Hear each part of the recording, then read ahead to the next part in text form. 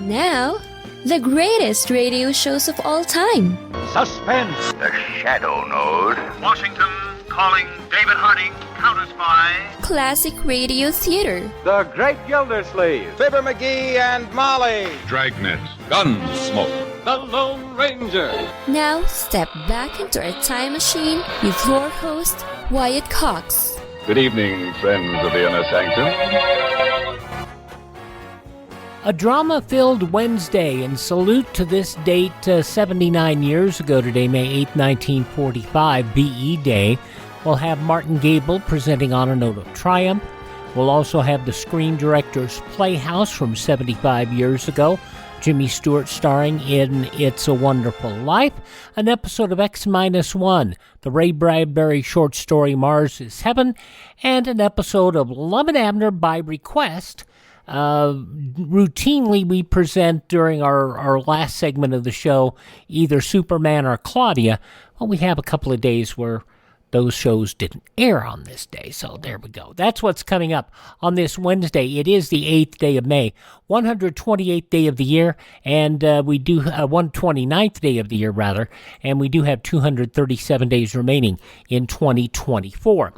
Pharmacist Dr. John Smythe Pemberton, on this date in 1886, invented a carbonated beverage. It would later become known as Coca-Cola. Paramount Pictures formed on this date in 1914. And as I said, 79 years ago, May 8th, 1945, VE Day, German forces agreed to an unconditional surrender. This is a solemn but a glorious hour. I only wish that Franklin D. Roosevelt had lived to witness this day. General Eisenhower informs me that the forces of Germany have surrendered to the United Nations. The flags of freedom fly all over Europe. For this victory, we join in offering our thanks to the Providence which has guided and sustained us through the dark days of adversity. Our rejoicing is sobered and subdued by a supreme consciousness of the terrible price we have paid to rid the world of Hitler and his evil band. Let us not forget, my fellow Americans, the sorrow and the heartache which today abide in the homes of so many of our neighbors. Neighbors whose most priceless possession has been rendered as a sacrifice to redeem our liberty. We can repay the debt which we owe to our God, to our dead, and to our children only by work, by ceaseless devotion to the responsibilities which lie ahead of us. If I could give you a single watchword for the coming months, that word is work, work, and more work. We must work to finish the war. Our victory is but half won. The West is free, but the East is still in bondage to the treacherous tyranny of the Japanese. When the last Japanese division has surrendered unconditionally, then only will our fighting job be done. President Truman speaking to the American people on this date back in 1945. The Hard Hat Riots occurred in the Wall Street area of New York City on this date in 1970 as blue-collar construction workers clashed with anti-war demonstrators protesting the Vietnam War. 2 years later on this date, President Nixon announced his order to place mines in major North Vietnamese ports in order to stem the flow of weapons and other goods to that nation. A 71-day standoff between federal authorities and the American Indian Movement members occupying the Pine Ridge Reservation at Wounded Knee, South Dakota, ended on this date in 1973 with the surrender of the militants. The Soviet Union announced on this date in 1984 it would boycott the 1984 Summer Olympics in Los Angeles. We're paying the price for 1980, and again, the ones that are hurt are the athletes. Peter Uberoff, president of the Los Angeles Olympic Organizing Committee, who would go on to be the baseball commissioner, Major League Baseball, from 1984 to 1989. Of course, the U.S. boycotting the 1980 Summer Olympic Games in the Soviet Union. Amid accusations of marital infidelity with Donna Rice, Gary Hart dropped out of the presidential race in 1987. Clearly, under present circumstances, this campaign cannot go on. I refuse to submit my family and my friends and innocent people and myself to further rumors and gossip. It's simply an intolerable situation. I believe I would have been a successful candidate, and I know I could have been a very good president, particularly for these times. But apparently now we'll never know. Encouraged, Hart would get back into the race a little later on, and then he would drop out again because he would never regain any sort of momentum after having dropped out of the race. Gary Hart dropping out of the presidential race in 1987. Julie Andrews, star of the Broadway musical Victor Victoria, announced she was withdrawing her name from consideration for the 1996 Tony Awards on this date as Best Actress in a Musical. I have searched my conscience and my heart, and I find that, sadly, I cannot accept this nomination, and I prefer instead to stand with the egregiously overlooked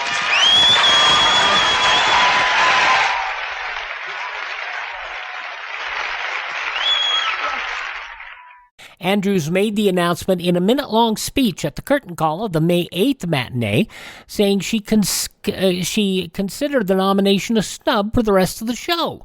The incident stimulated ticket sales for the musical. Andrews declined to perform at the Tony Awards ceremony that year that suffered from a lack of star power. In 2005, the new Canadian War Museum opened in commemoration of the 60th anniversary of VE Day.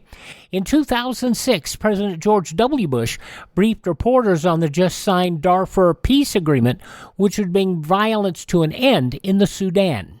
I've called this massive violence an act of genocide because no other word captures the extent of this tragedy. The peace deal would lead to military disarmaments in the violence-laden areas.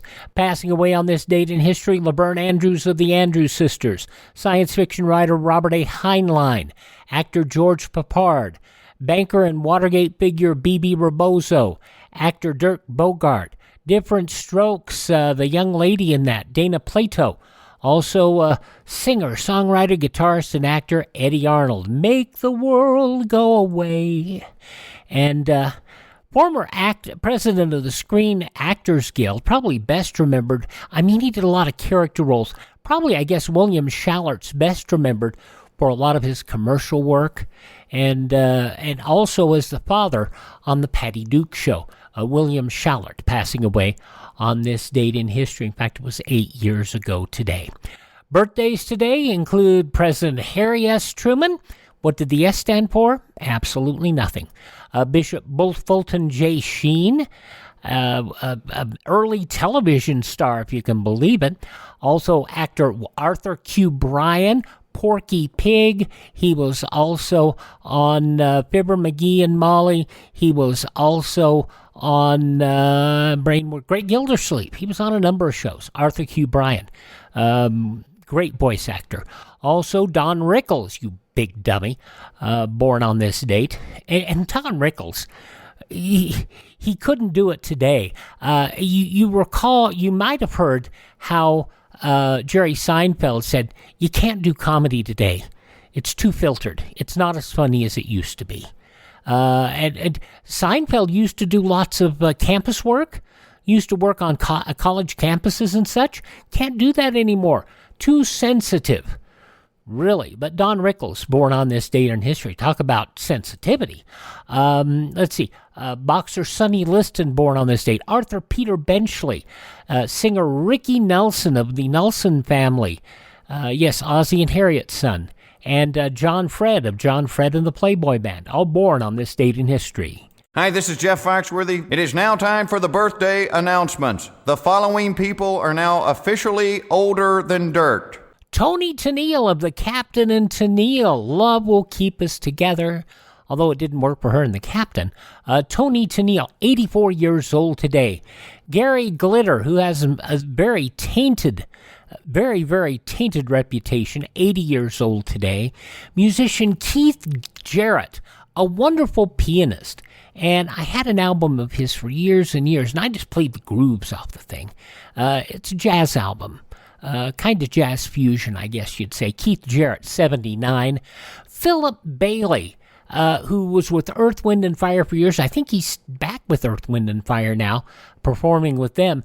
But I love Philip Bailey and Phil Collins did a song, Easy Lover, and it was a wonderful song. Philip Bailey, 73 years old today. From Little House on the Prairie, Melissa Gilbert turns 60 today. Enrico Iglesias, the singer, 49 today. From Legally Blonde and the Vampire Diaries, Matthew Davis is 46.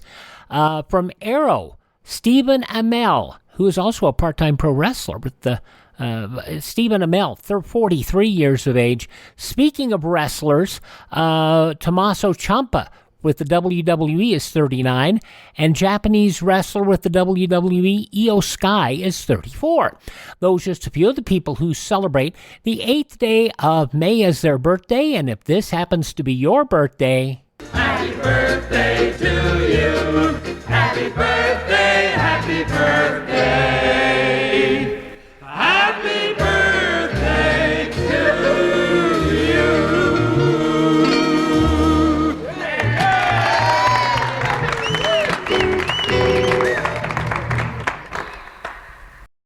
And an hour full of drama on this Wednesday edition of the program. We start off with Martin Gabel on a note of triumph. 79 years ago, May 8, 1945. Yes, one of the best things you will ever hear. And on a note of triumph, Norman Corwin's great work. That's up next on this Wednesday Classic Radio Theater.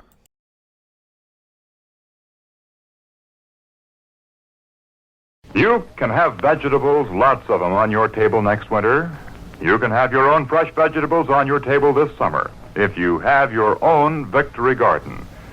Yes, there's no restriction on home canning and home processing of vegetables and garden fruits and berries. Plan your Victory Garden now. Get your garden plot lined up. Get the advice of a garden expert if you need it, and be prepared to grow your own for victory. Join a garden club or community garden movement, or share a garden with your neighbors. You can help win the battle of food production. You can help our fighting men get the food they need. You can help save the vital metals used in commercial canning if you grow your own Victory Garden in 1943. For further information, write to Victory Gardens, Washington, D.C. Victory Gardens, Washington, D.C. Classic Radio Theater with Wyatt Cox on your favorite station. I don't use these words lightly. Martin Gabel was a wonderful orator. He did some great acting.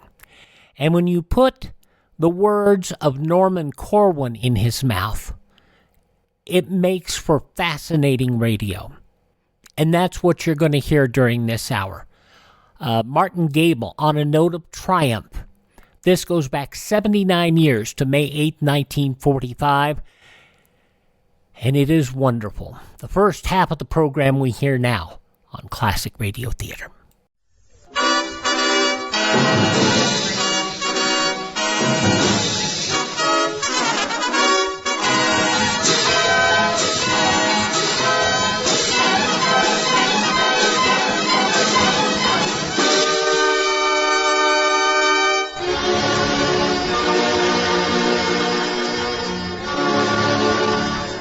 So they've given up. They're finally done in, and the rat is dead in an alley back of the Wilhelmstrasse. Take a bow, G.I. Take a bow, little guy. The Superman of tomorrow lies at the feet of you common men of this afternoon. This is it, kid. This is the day. All the way from Newburyport to Vladivostok. You had what it took, and you gave it. And each of you has a hunk of rainbow round your helmet. Seems like 3 men have done it again.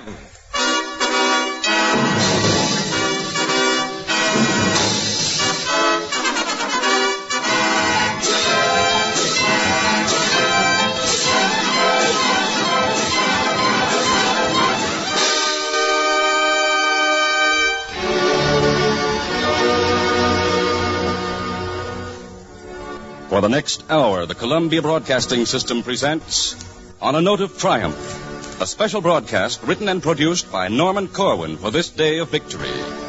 Martin Gabel is narrator, and the music is by Bernard Herrmann. Martin Gabel in Norman Corwin's On a Note of Triumph.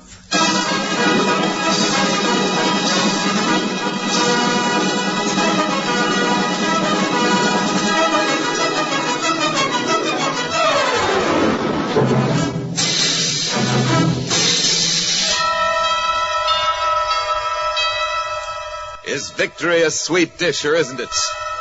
And how do you think those lights look in Europe after 5 years of blackout going on to 6? Rather pretty good. Pretty good, sister. The kids of Poland will soon know what an orange tastes like. And the smell of honest-to-God bread freshly made and sawdust-free will create a stir in the streets of Athens. There's a hot time in the old town of Dnepropetrovsk tonight. And it is reasonable to assume the same goes for 1,000 other cities, including some Scandinavian. It can at last be said without jinxing the campaign, somehow the decadent democracies, the bungling Bolsheviks, the saps and softies were tougher in the end than the brown shirt bully boys. And smarter, too. For without whipping a priest, burning a book, or slugging a Jew, without corralling a girl in a brothel or bleeding a child for plasma, far-flung, ordinary men, unspectacular but free, rousing out of their habits in their homes, got up early one morning, flexed their muscles, learned, as amateurs, the manual of arms, and set out across perilous plains and oceans to whop the bejeepers out of the professionals. This they did. For confirmation, see the last communique bearing the mark of the Allied High Command. Clip it out of the morning paper and hand it over to your children for safekeeping.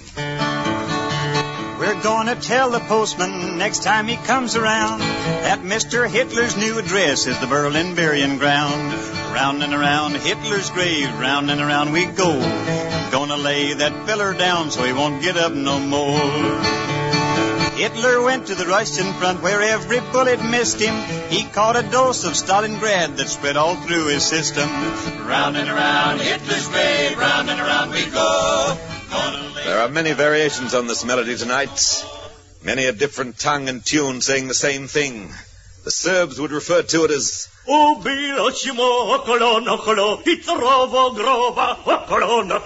the Danes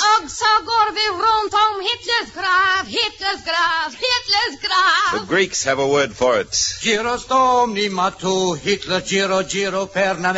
Obviously the occasion calls for a round of cheers and a toast for the very best you have in the house, and it is entirely appropriate to make a joke and laugh at it. But fix your eyes on the horizons. Swing your ears about, size up the day and date. Look in on prayer and thanksgiving, song and laughter. Dated planet Earth, May 8th, 1945. You, mother, in St. Louis on the Mississippi, whose firstborn is a visitor in Magdeburg on the Elbe. Thank God I'll get my boy back instead of a telegram. You patient wife of Bridgeport, whose husband sat it out inside a Nazi prison. Now we'll be home for longer than a furlough. Now we can see our daughter for the first time. She's 2 years old. Strange to think they've never met. You minister and congregation in a wooden church, having come in from your farms through the nippy night air of New Hampshire, meeting together to thank the God of wrath for justice done. Oh, sing unto the Lord a new song. Let the congregation of saints praise him. Let the praises of God be in their mouth, and a two-edged sword in their hand, to be avenged of the nations, and to rebuke the people, to bind their kings in chains, and their nobles with lace. And you, Rabbi, in the synagogue, by the light of the menorah, by the light of the proud candelabra descended from the tabernacle in the wilderness, from Egypt to the Oklahoma prairie town, you, Rabbi, entering another Red Sea crossing in the ancient scroll.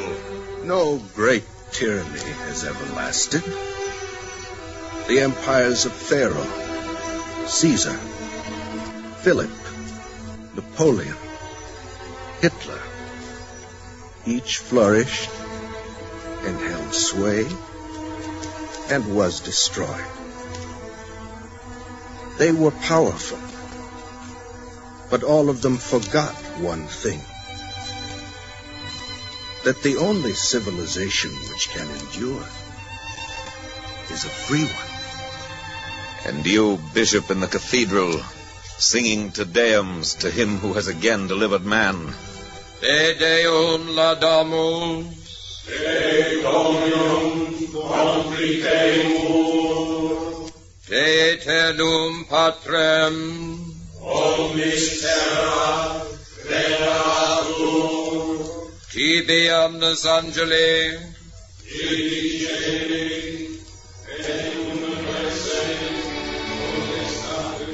Have you time right now, listener, to stop in at 100 million homes?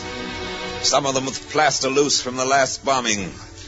Some in towns where townsmen's blood mixed lately with rainwater in the gutters. In farmhouse of steppe and upland. In mining villages with regimented chimneys. In apartments of executives where decor is impeccable and genuine Utrillos hang. In tenements where L trains go by every 7 minutes with a rack and roar. It's top of the evening. Hip, hip, hooray. How about another drink, Alf? And a very good time's being had by all. Meanwhile, the crowds gather.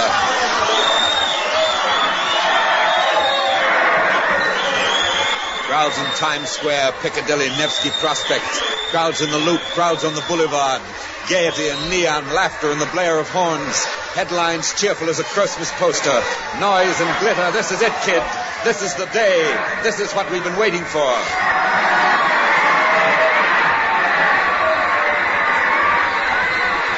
But through the din, the clamor, do you hear a voice? In the hearing of your conscience, don't you get a whisper? Listen. Listen. Nothing yet, just crowd, but listen close. Take your good ear out of low range. Whisk it high. Hoist it up to cirro-stratus country, up to where a B-29 has wing room. Flash across the dark Atlantic, heaving under the sway of a victor's moon. Listen for intimations of wind and water and a rush of fog eastward of the Grand Banks.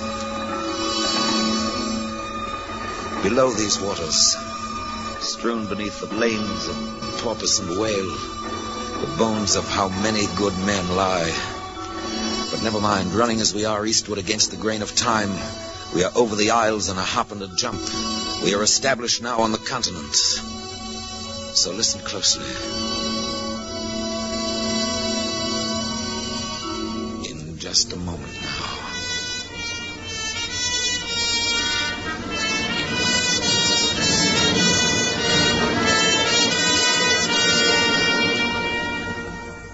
Don't expect to hear metallic speech from a rosette of amplifying horns on the high poles of the public address system.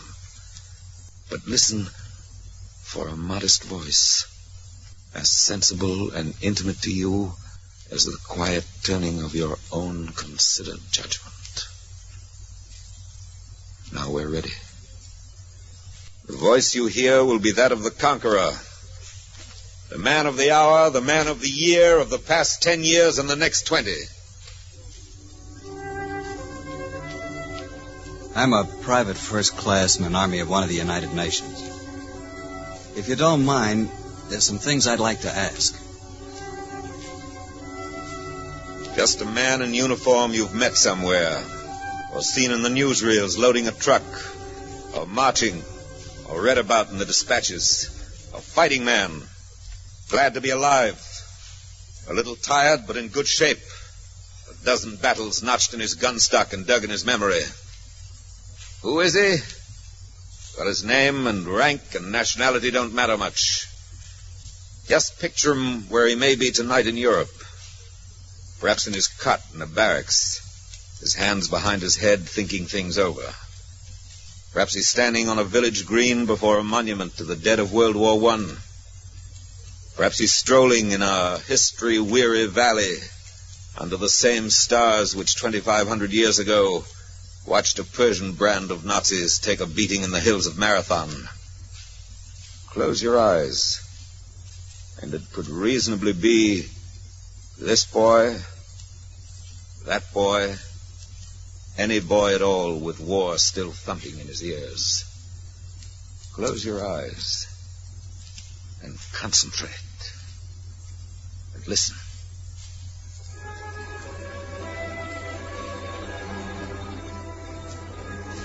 If you don't mind, there's some things we guys would like to ask. First of all, who did we beat? How much did it cost to beat him? What have we learned? What do we know now that we didn't know before? What do we do now? Is it all going to happen again?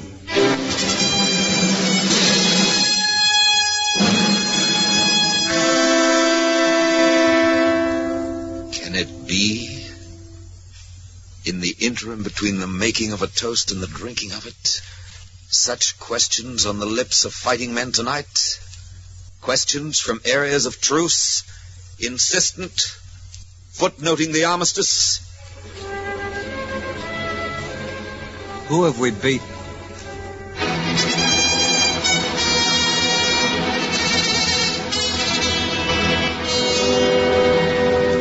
Who've you beaten?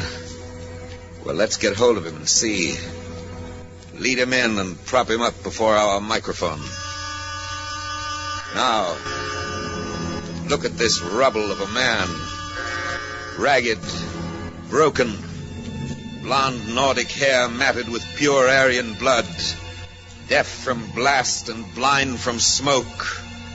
Chin down, tail between his legs. Pity the poor beggar? I was ordered to do it. You hear he was ordered to do it. I'm a soldier. I'm a little man. I merely obeyed orders. Whose orders? The party's. Who elected the party? I did. Who supported the party? I did. When you saw where the party was taking Germany, whose job was it to overthrow the party? Mine. And did you? No. I was a member of the party. He's meek now. He answers questions. He stands before you, gun reft, palms empty, steel whip confiscated. Wounded, defenseless, thrown upon your tender mercies, the quality of which he trusts shall not be strained. Observe him. Note him well. Now, if you wait until we spin the mic about so that it picks up the winter of a not long bygone year. It was the year Broker's Tip won the Kentucky Derby, and 3.2% beer was proclaimed morally fit for Americans to drink. It was 1933. The mic reversible goes back to it.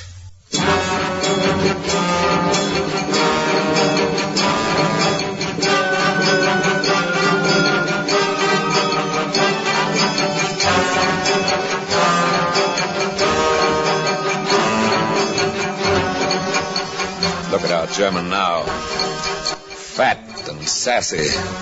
Swastika on his armband. Cobblestone in hand. Ready to advance the cause.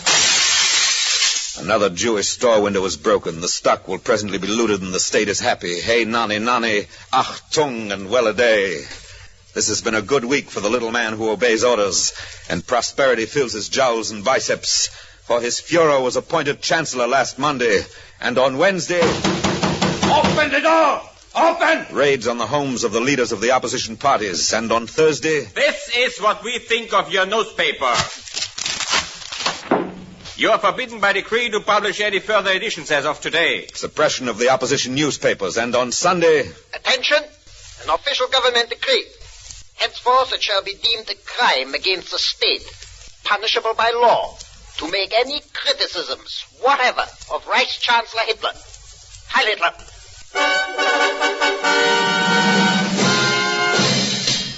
All this in the first week they were in the saddle. every week then after for 12 inbreeding years of 52 weeks each year, week in, week out. The looking around carefully before speaking, the leather heels on the door stoop, and the bell ringing insistently at 3 in the morning. The stormtrooper, authority dangling from the holster on his hip, smugness fitting him like tights. The new decree, even worse than the one published last week. The dream of escape. The pillow full of border where kind people wait. Just across, just beyond, on the other side, so near they see you and have pity for you. And then the awakening in the room in Dusseldorf. You're under arrest. Put your clothes on and come with me. Violence beyond the fitful dreams of the straitjacketed maniac in the asylum. Tear out his beard by the roots, and if his face comes off with it, all the better. Arrogance enough to dwarf an Alp. God has manifested himself not in Jesus Christ, but in Adolf Hitler. Last week pillage, this week murder, next week burn the books and don't forget the Bible. 4th week in April, trial of 1,000 priests and nuns. The men who were masterless but free now have a master but no freedom. However, they have discipline and a scapegoat. And one could go far on that. Hunger and poverty and a couple of big contributions from a couple of big industrialists were enough to get them started. And fancied treason, foreign and domestic, kept them going. Also cruelties to make skin creep on the sweating scalp. The fat and hairy fist against the fragile mouth. Now spit out your teeth, pretty one, and tell us. Who else was in your trade union? The conscript children. Putrescence in the classroom. Scum injected in the growing arm. My father last night said to my mother that he hates der Führer. Good boy. Where do you live, Hans? Last week purge, this week putsch, next week break a treaty, form an axis, give a hitch to Franco. Meanwhile, the small businessman who didn't kick into the party is framed on a trumped-up charge of listening to the British radio and is thrust, protesting, on a table for the guillotine. No, I am innocent. I have no radio. I am innocent, I tell you. No, I am innocent. This week and every week. The staggering lie. Nations stripped and tortured like a captive girl, while sidewalk superintendents stand by around the world and look on, fascinated. Even as they watch, of course, death warrants issue to themselves and to their sons. Extra, double feature, Austria and Anschluss, and the corpses of the suicides of gay Vienna are sanitarily disposed of. Darkness rising, pageants and parades, drapes and flags and searchlights in the goose step. Next week, umbrella dance at Munich. Salome bearing the head of John the Czech. And coming soon, too soon, lavish spectacle, millions in the cast, curtain going up, Poland devoured by lightning and locusts in 18 days.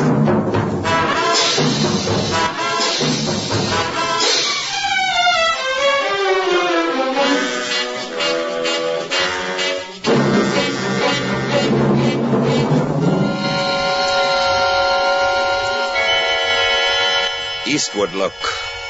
The land is bright. You can read an occupational order by the flare of the burning church. 1,600 of the townspeople are locked in there, but their screams have sizzled out, the children's being the first to cease. In the ruddy-complexioned evening of Bydgoszcz, study, if you will, the reflected glow on the face of the little man who obeys orders. He hasn't had as much fun as this since the day he split open the professor's head in the well-planned scuffle on Freubelstrasse.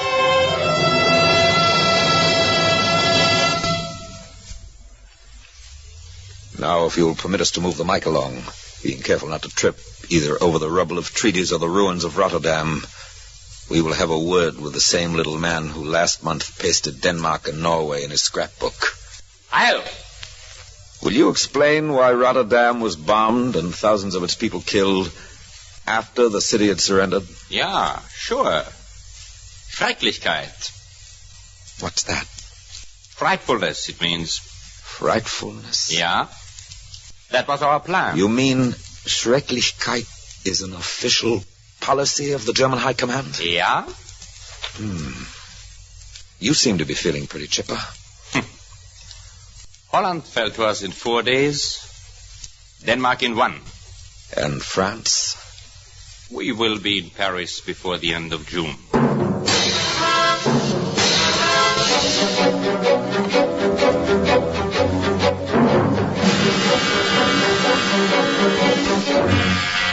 Scene: the clearing in the forest of Compiègne before the end of June. Occasion: unconditional surrender of liberté, égalité, fraternité. Cast in order of appearance: Hitler, the sunshine boy; Goering, of the splendid Nordic belly; von Brauchitsch, the man who looks like a rat; Ribbentrop, the rat who looks like a man; assorted admirals, generals, flunkies, plenipotentiary. Shira, the reporter, stands at the edge of the clearing, watching the party advance to the armistice car. His eyes are on the face of the Fuhrer, who the other day did a little dance for the newsreel cameras when he learned the good news of the death of France. He glances slowly around the clearing. And now, as his eyes meet ours, you grasp the depth of his hatred. Revengeful, triumphant hate. Suddenly, as though his face were not giving quite complete expression to his feelings, he throws his whole body into harmony with his mood. He swiftly snaps his hands on his hips, arches his shoulders, plants his feet wide apart. It's a magnificent gesture of burning contempt of this place. The gloating hour is to be remembered. File it away in a bomb-proof corner, if such there be, against a better time, if such can possibly arrive. Meanwhile, other gestures of contempt soon fill the night skies over London. The cocky pilot, little man with wings, smiles in German, and the bombardier spits on his punctual hands, in forewarning of which below the news is published on the blacked-out air. And the workers of Britain, in bed with the aches of a long day at the factory, overtime, no Sundays off, roused now from their body-warm blankets in the cold room, shuffle along to the damp shelter, bleary, pooped out, hoping not to catch a direct hit or a sore throat. And, inevitably, in some postal zone or other, the hit is a direct hit. And the kid with the bright blonde hair and the turned-up nose moans all night among the rubble because his left leg hangs in blackened tatters. And he cries to his mother, who is dead.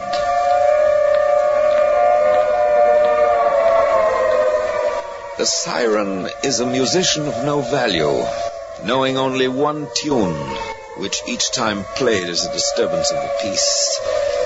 Oh, in the prime of the Luftwaffe, when there was nothing west of Dunkirk save prospects of invasion, the tenor of life in London was considerably beneath that of Berlin. For whereas the pubs of Westminster burned like books and synagogues, and the waters of the estuary blazed with oil, the warm cafes of Kurfürstendamm were busy and gay, and there was boating in the Tiergarten. The waltzes of J. Strauss of Austria, now part of the Reich, were especially lilting in the ballroom of the Adlon. The dances of A. Dvorak of Bohemia, lately absorbed by the Greater Germany, were gay as could be, and the contralto in the Rathskeller, abrim with charm, sang feelingly the leader of E. Grieg of Norway, Reich Protectorate.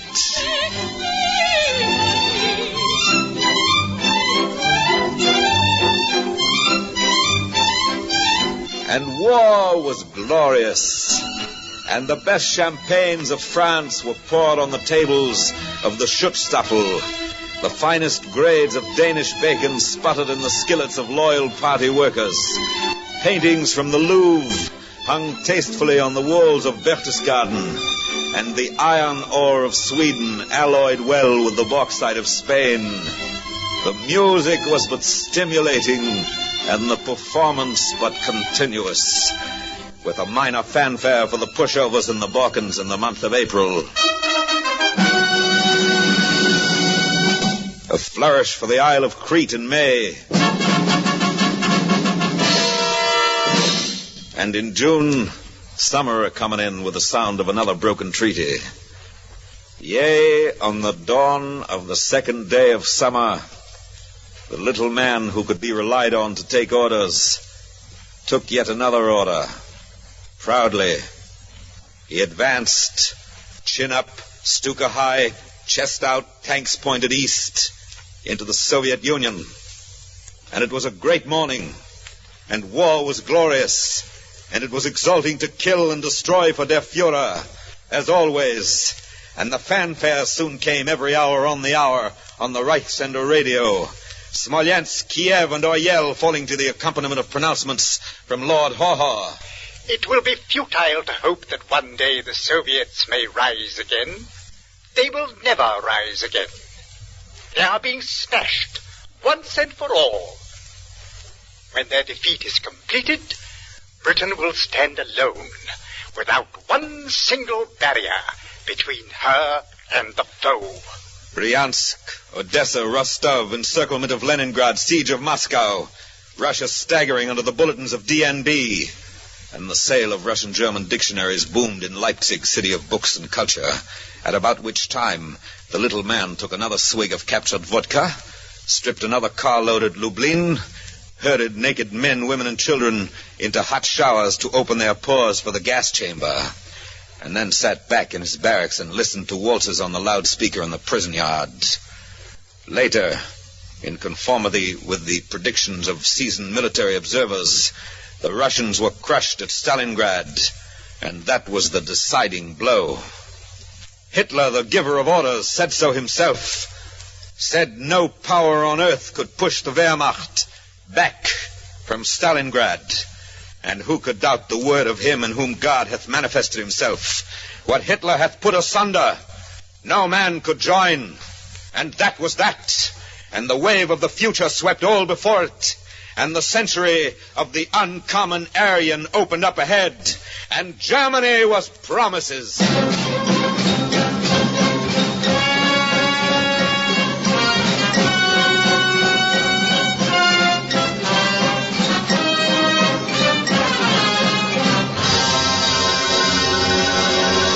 The little man was no longer a little man.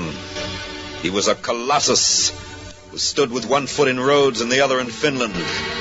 He clapped his hands and a tanker went down over Atlantic City aflame. He blinked his eyes and there ensued mighty thunder and Tobruk was his in a day. He inhaled and 1 million slaves trembled in his galleys. Nothing like him ever was. He was organized from the womb, often illegitimate with state approval, to the grave of his enemy. His brand was on the soul of his victims, and the planet fitted in his palm.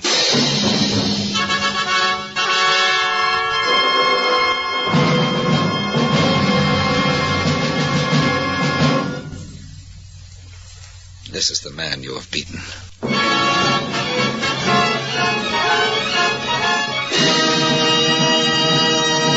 The first act of the Norman Corwin masterpiece, On a Note of Triumph. It was broadcast on this date 79 years ago, May 8, 1945. The conclusion follows these important messages on Classic Radio Theater with Wyatt Cox.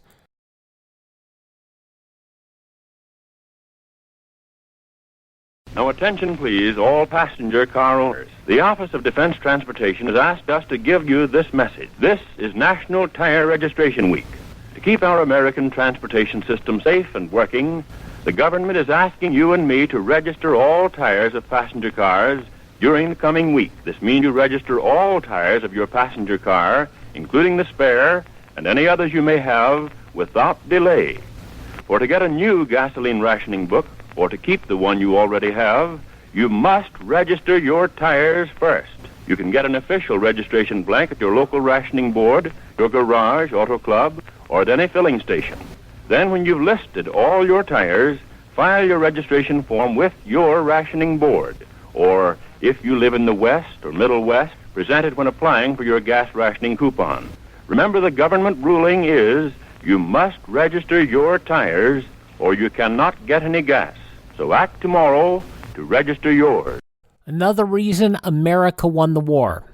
The folks back home gave and gave and gave and gave and made sure that they won this war. Let's hear now on Classic Radio Theater with Wyatt Cox the conclusion of the amazing Norman Corwin classic On a Note of Triumph from 79 years ago today, May 8, 1945, on the day of victory in Europe, VE Day. German Army General Staff, I guess they miss connections. They went 100 miles a day, but in the wrong directions. Round and around Hitler's grave, round and around we go. Gonna lay that feller down. We return you to the conqueror, to the boy with the questions on his mind. So that's the man we've beaten. How much did it cost to beat him?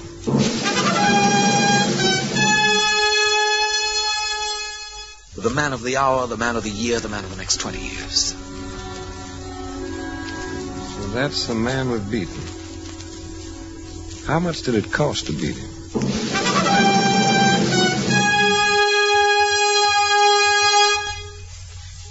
How much did it cost? Well, the gun, the half-track, and the fuselage came to a figure resembling mileages between two stars. Impressive, but not to be grasped by any single imagination. High octane is high, and K rations in the aggregate mount up. Also mosquito netting and battleships. But these costs are calculable and have no nerve endings, and will eventually be taken care of by the federal taxes on antiques, cigarettes, and excess profits. However, in the matter of the kid who used to deliver folded newspapers to your doorstep, flipping them sideways from his bicycle, and who died on a Jeep in the Ruhr, there is no fixed price, and no amount of taxes can restore him to his mother. His mother sits in a room with a picture tonight and listens to a clock ticking on the mantelpiece, and remembers, among other things, how he struggled with the barber when he was getting his first haircut, and how she tried to calm him. And the upstairs tenant, in consideration of the news outdoors, says to his wife, "Shall we invite Mrs. Fish to come up? She's all alone tonight, and it seems sort of a shame." Well, I have a hunch she'd rather be alone tonight. Think so? I don't think she's in a mood to talk or carry on. She probably just wants to be with her thoughts. Maybe you're right. And the thoughts of the mother are tall, straight thoughts. And they burn like candles, quietly and slowly. And they trail into smoke and are lost in shadows. He was a good boy. My grief I'll take with me to my grave, but also my pride, for he died in the service of his country. It's a good country, and he was worthy of living in it. Pray God it'll always be worthy of his having died for it.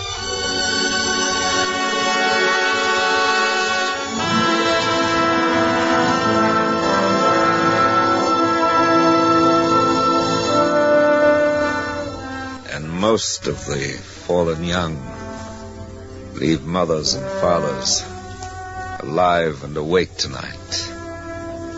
And if you wish to assess the cost of beating the fascists, you must multiply the closed files in the departments of war by the exchange value of sorrow, which is infinite and has no decimals. Not to be overlooked either in such reckonings tonight is the international character of the love of human beings. Since this phenomenon never has been bounded on the East by Eastport, elsewise what is a notice like this doing in the busy pages of the London Times? To my dearly beloved boy, Donald H. Collins, fighter pilot RAF, on this your 21st birthday, reported killed in action, September 6, 1941. Sadly missed, Mother. Elsewise, why the young mother and Baron of Vichy, Poland, writing to relatives in Orange, New Jersey. My dear Moiskele, and all my dear ones. On the 25th, there was a massacre here, as in all other places. People were thrown like dogs into privies. Children were thrown alive down wells. We are still among those who have been able to survive. But for how long? We expect death every day. Moshkala, your family is no more. Not one of them was left alive. But I envy them. Must close this letter now. It is impossible to describe our torments. The one thing that you can do for us is to revenge yourselves on our murderers someday. Alas, even a little revenge. Shall the balance sheet be balanced? By whom? How? No brow containing Euclid could be else than baffled by the simplest problem of the cost of hunger and a baby's bones. Have you paid something of the cost? Well, you're not through paying, and the bill's not settled. For in this way and that, for the rest of your days, the cost will appear. It will present itself in the form of deductions from the paycheck, in a surplus of widows and fatherless children, in the remembering eyes of the sweetheart, in babies never to be conceived, on love beds never lain in. Shall the balance sheet be balanced? By whom? How?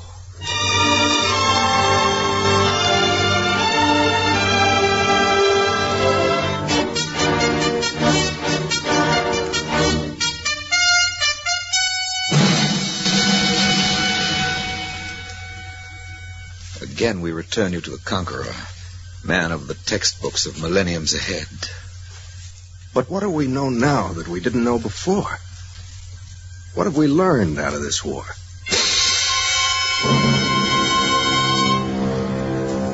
What have we learned? For one thing, evil is not always as insidious as advertised, but will upon occasion give fair warning, just as smoke announces the intention of flame to follow.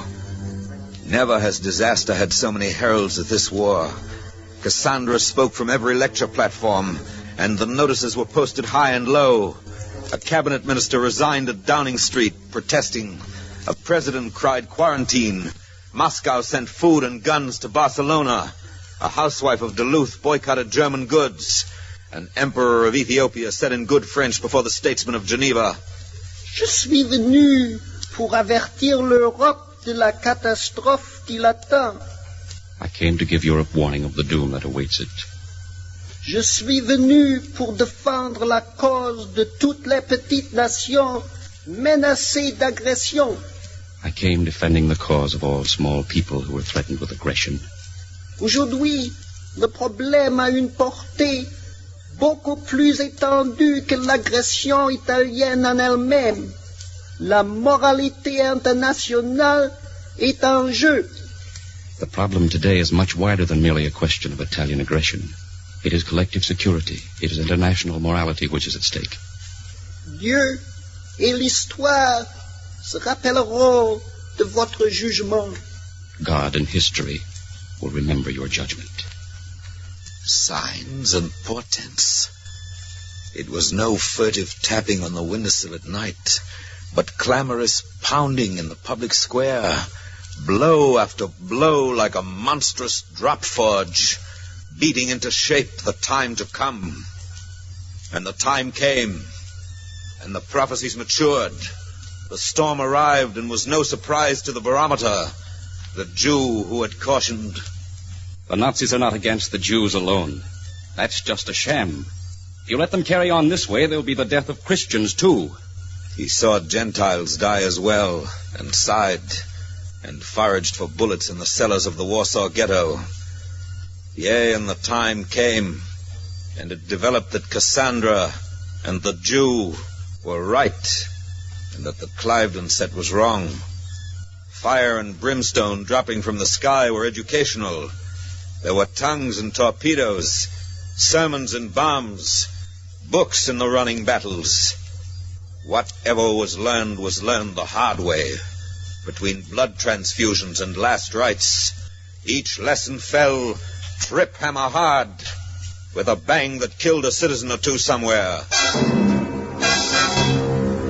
We've learned out of World War II that we learned nothing out of World War I. We've learned that nations who don't know what they want will get what they don't want. We've learned that our east coast is the west bank of the Rhine, and that the defenses of Seattle begin in Shanghai.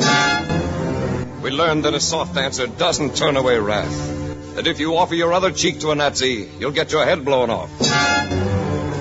We learned that a newspaper with a big circulation right at home can lie with a straight face 7 days a week and be as filthy and fascist as a handout in Berlin. We learned that those most concerned with saving the world from communism usually turn up making it safe for fascism. We've learned that women can work and fight as well as look pretty and cook. We learned that the Germans came close to winning the war the first time, even closer the second time, and might damn well win if we give them a third time. We learned the value of allies in a world where any war is sooner or later a world war. We learned that some men will fight for power, but that all men will fight to be free. We've learned that freedom isn't something to be won and then forgotten. It must be renewed, like soil after yielding good crops. Must be rewound, like a faithful clock. Exercised like a healthy muscle. Free men who forget that lose their freedom.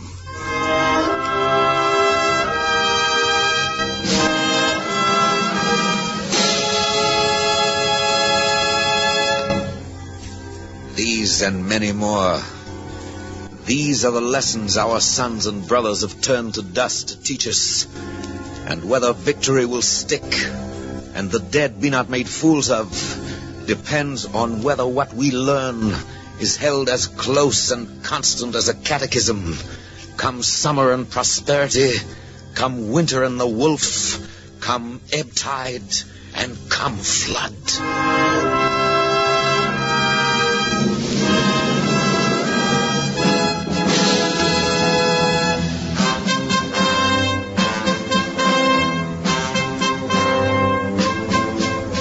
Again the Conqueror, where he patrols in Germany tonight under a streetlight. Again G.I. triumphant, by whose dint the lamps are going on all over Europe. We return you to the Conqueror. There's another thing I'd like to know. What do we do now? What do we do now? Where the war goes on. And you yourself, man of the hour, start out upon old worlds to conquer.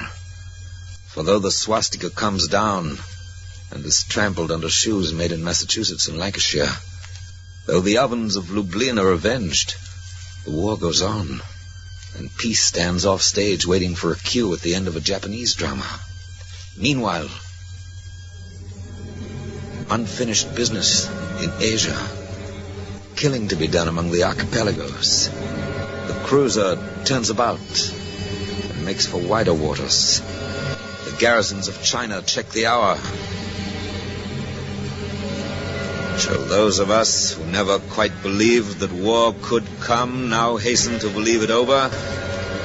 We here at home who safely tidied battles into books, spliced the counteroffensive into a feature film, and went to see it together with an Andy Hardy picture at the Orpheum, shall we who followed the bloody tracks on maps and took assurances from pins that tanks had gotten through, shall any of us celebrate beyond the compounds of this night?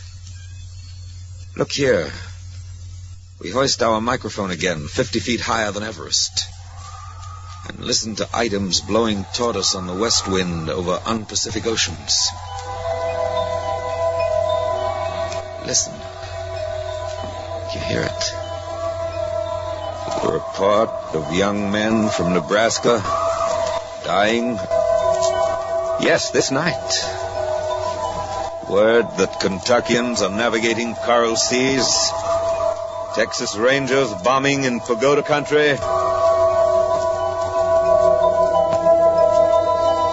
Run with us westward now in pursuit of a sun last seen on this continent an hour back. Westward with the grain of time over an afternoon of ocean. Over humid isles where the situation is in hand. And into tropic skies to overtake a young American on vigil. Ahoy there! Hi! Have you heard the news? Yeah, pretty wonderful, ain't it? Run on among the Indies. Look below you now. Sunlight fretting the surface of the sea. Horizons tentative in haze. In a flicker, banks of cumulus ahead now fall behind. Leagues rush past. Noonday is caught up with. Now, straight below. Like beetles in a pond. Warships out of Newport News. Destroyers on patrol. We plummet to the leader and through a ventilator on the port side aft. Lower our microphone until it touches bottom in the engine room. Ahoy there, engineer! Ahoy! Have you heard the good news? We sure have. What do you think of it? 2 down and 1 to go. Now, hoist you up and overboard and dive with your compact equipment well in hand into the sea and under it.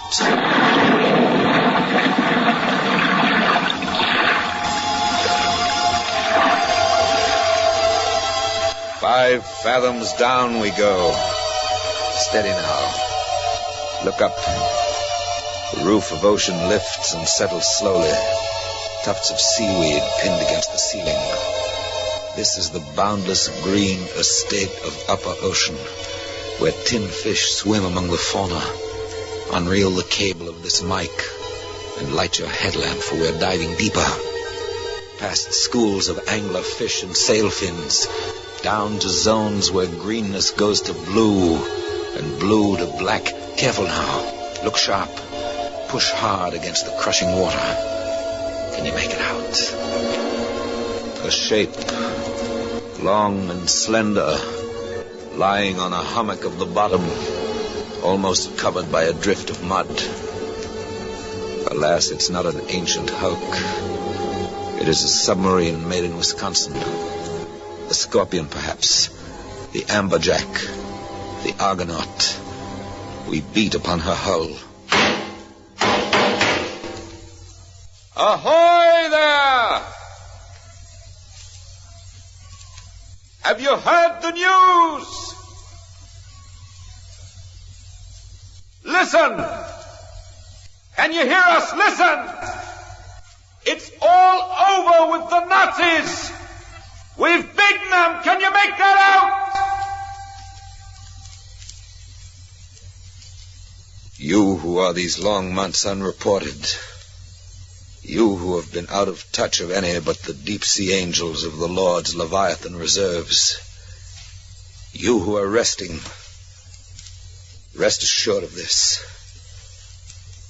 Over your heads and above the sea, victory has risen like a sun and moves west as we tell these things to you. Your brothers going down to sea in ships sail toward the settling of a score. Here with you on this ocean bed lie fighting comrades. Men of the Cisco and the Perch, the Yorktown, the Chicago, and the Liscum Bay. Each shall be vindicated in good time. The names of Hornet and of Wasp have been fitted with new stingers, and on trim battle wagons, sailors from Northampton, Houston, Helena, and Lexington set out to resurrect the glory of proud sunken ships who bore those names. The Japs in conference tonight may well consider the latest news from Europe, and while they're at it, please to note the weather forecast for tomorrow. Dawn coming up like thunder.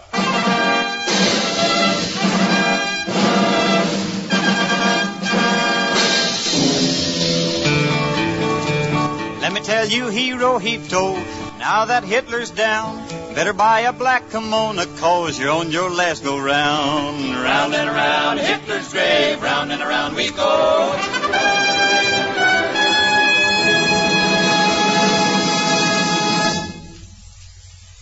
we return you to the conqueror. Yeah, the war goes on. That's understood all right. But when we finish with the Japs and the whole thing's over, well, what then? Is it going to happen again? Soldier, when the sweet morning comes and you're mustered out, when you get paid off, and there's a ticket in your wallet that guarantees delivery to street and number, and the faces that you've dreamed about in foxholes, you mustn't forget to take along your homework in the barracks bag. For there's no discharge in the war.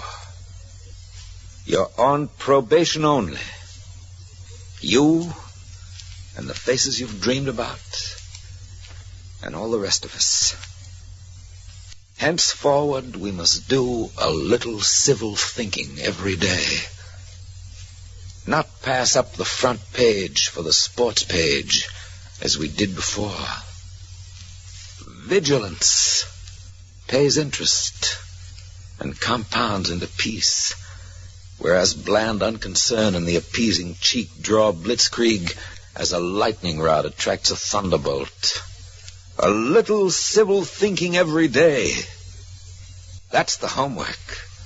Yes, shooting your mouth off against the bad appointment and the shoddy referendum, storming the redoubts of the local Schickelgruber, voting in season, and demanding of your representative that he be representative.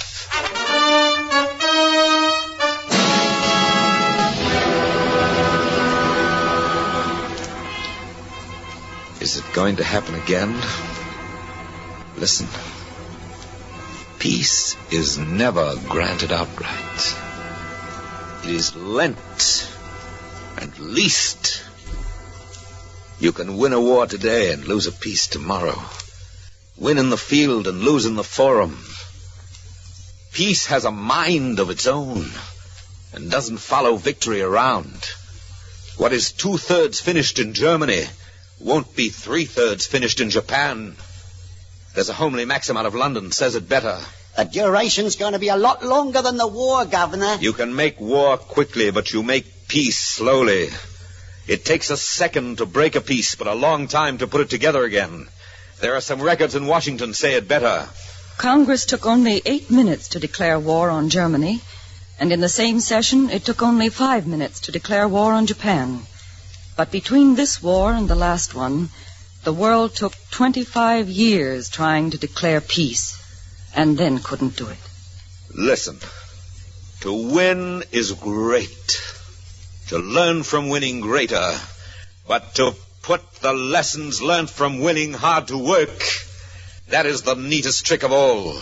Shall we live alone this time and like it? We tried that before, and it didn't work. Shall we sit with the rest of the world in common council, or stand apart in splendid isolation? We stood apart last time, and it didn't work. Shall we merely assume it will happen again in the course of human nature and make up our minds not to make up our minds about anything really important? We tried the ostrich routine last time, and it didn't work. Soldier, don't you feel in your bones that we can keep it from happening again? That we're smarter now we've learned some lessons, and stronger now we've made some friends? For has it not been shown what free, united peoples can accomplish? Wonder staggering the naked mind. We came from behind and we came up fast. We got together and spotted them aces and spades and beat them at their own game. Showed them how to pull off what Napoleon and Hitler never even dared to try. Invasion across the Channel. Showed them how to flank a flank and blitz a blitz. Showed them that when you get together and conquer, it works out better than divide and conquer.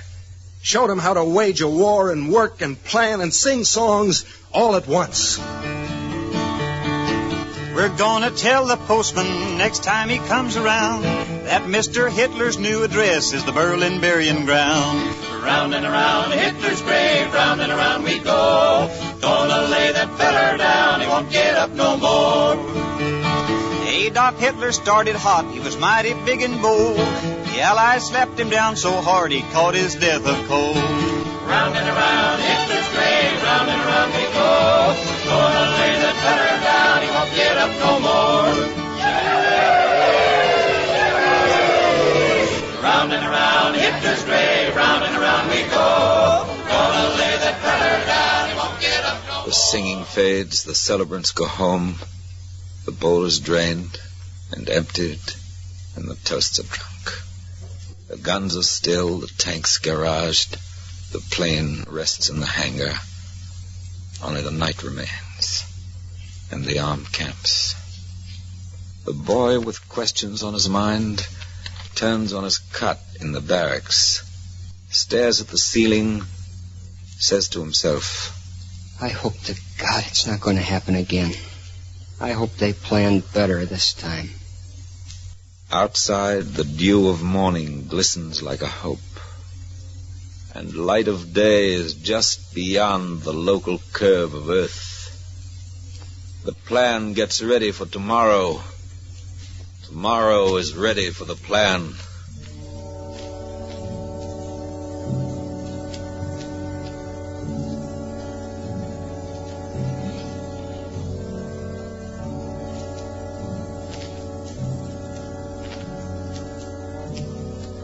Lord God of trajectory and blast, whose terrible sword has laid open the serpent so it withers in the sun for the just to see. Sheathe now the swift avenging blade with the names of nations writ on it, and assist in the preparation of the plowshare. Lord God of fresh bread and tranquil mornings, who walks in the circuit of heaven among the worthy, deliver notice to the fallen young men. The tokens of orange juice and a whole egg appear now before the hungry children. That night again falls cooling on the earth as quietly as when it leaves your hand. That freedom has withstood the tyrant like a Malta in a hostile sea. And that the soul of man is surely a Sevastopol which goes down hard and leaps from ruin quickly. Lord God of the topcoat and the living wage, who has furred the fox against the time of winter, and stored provender of bees in summer's brightest places, do bring sweet influences to bear upon the assembly line. Accept the smoke of the mill town among the accredited clouds of the sky. Fend from the wind with a house and a hedge him whom you made in your image. Permit him to pick of the tree and the flock, that he may eat today without fear of tomorrow, and clothe himself with dignity in December. Lord God of test tube and blueprint, who jointed molecules of dust and shook them till their name was atom, who taught worms and stars how they could live together, appear now among the parliaments of conquerors and give instruction to their schemes. Measure out new liberties, so none shall suffer for his father's color or the credo of his choice. Post proofs that brotherhood is not so wild a dream as those who profit by postponing it pretend. Sit at the treaty table and convoy the hopes of little peoples through expected straits, and press into the final seal a sign that peace will come for longer than posterities can see ahead, that man unto his fellow man shall be a friend forever.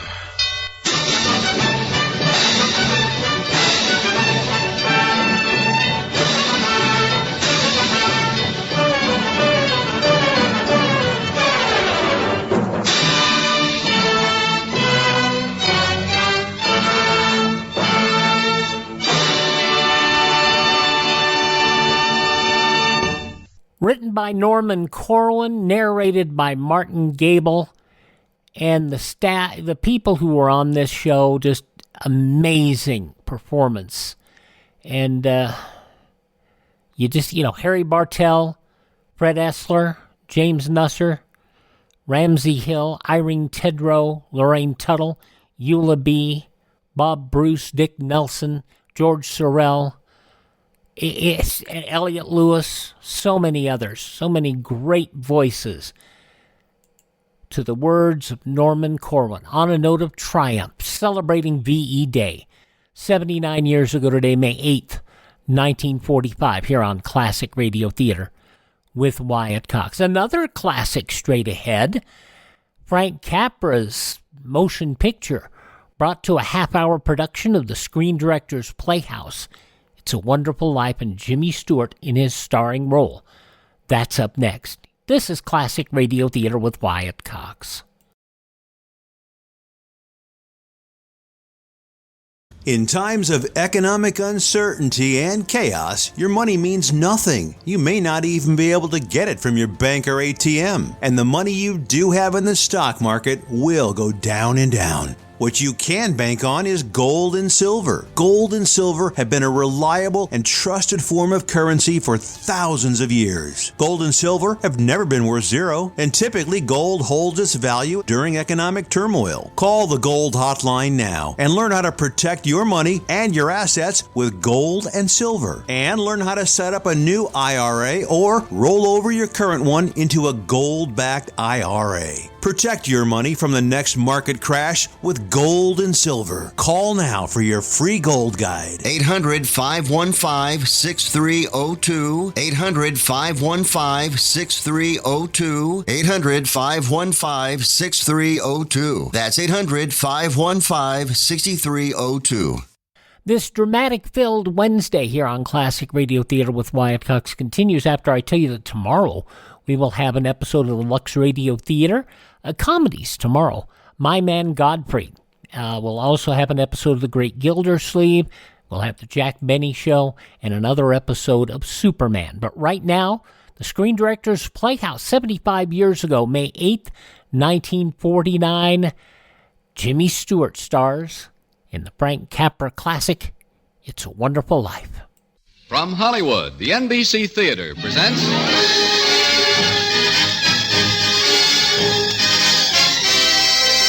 Screen Directors Assignment. Production, It's a Wonderful Life.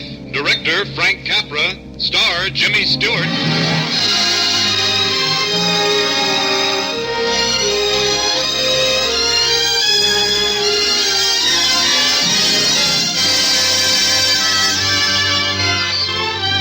The Hollywood Screen Directors present a flight of fancy into time that never was. It's a Wonderful Life, starring Jimmy Stewart, and introducing the director of the film, Frank Capra.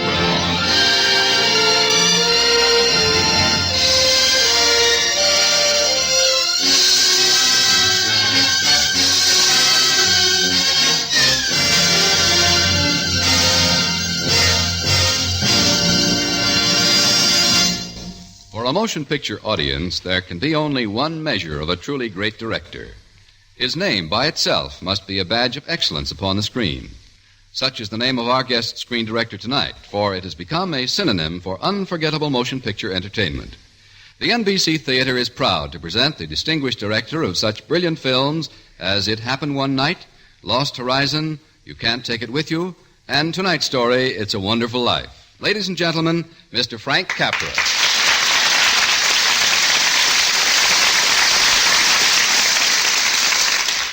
Thank you.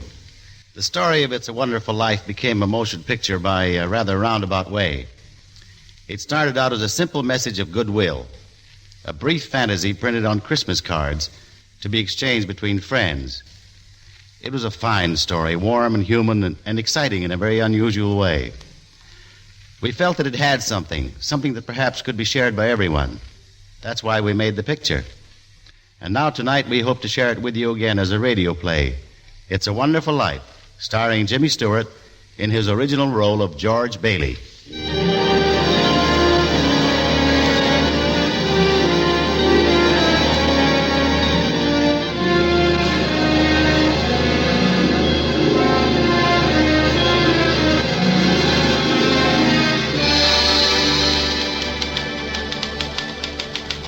Your Supreme Excellency, I, Clarence Oddbody, Angel of the Second Class, do make application for promotion to Angel of the First Class for services as follows. On Christmas Eve of 1948, one George Bailey of Bedford Falls was on the point of committing suicide. an act abhorrent both to his maker and to the Hemisphere Federation Mutual Life Insurance Company. Feeling in exceedingly low spirits, George Bailey did go, proceed, and travel to the high-level bridge where he mounted the rail. Before George Bailey could weep into the icy current, I, Clarence Oddbody, did hurl, project, and fling myself past the great Magellanic Cloud, through the constellation Lyra, into the Earth's atmosphere and the Bedford River, executing, if I do say so myself, a perfect swan dive. Help! Save me! I can't swim! Help! Relax, now don't struggle. Help! I'm coming in after you. Help! Here I come.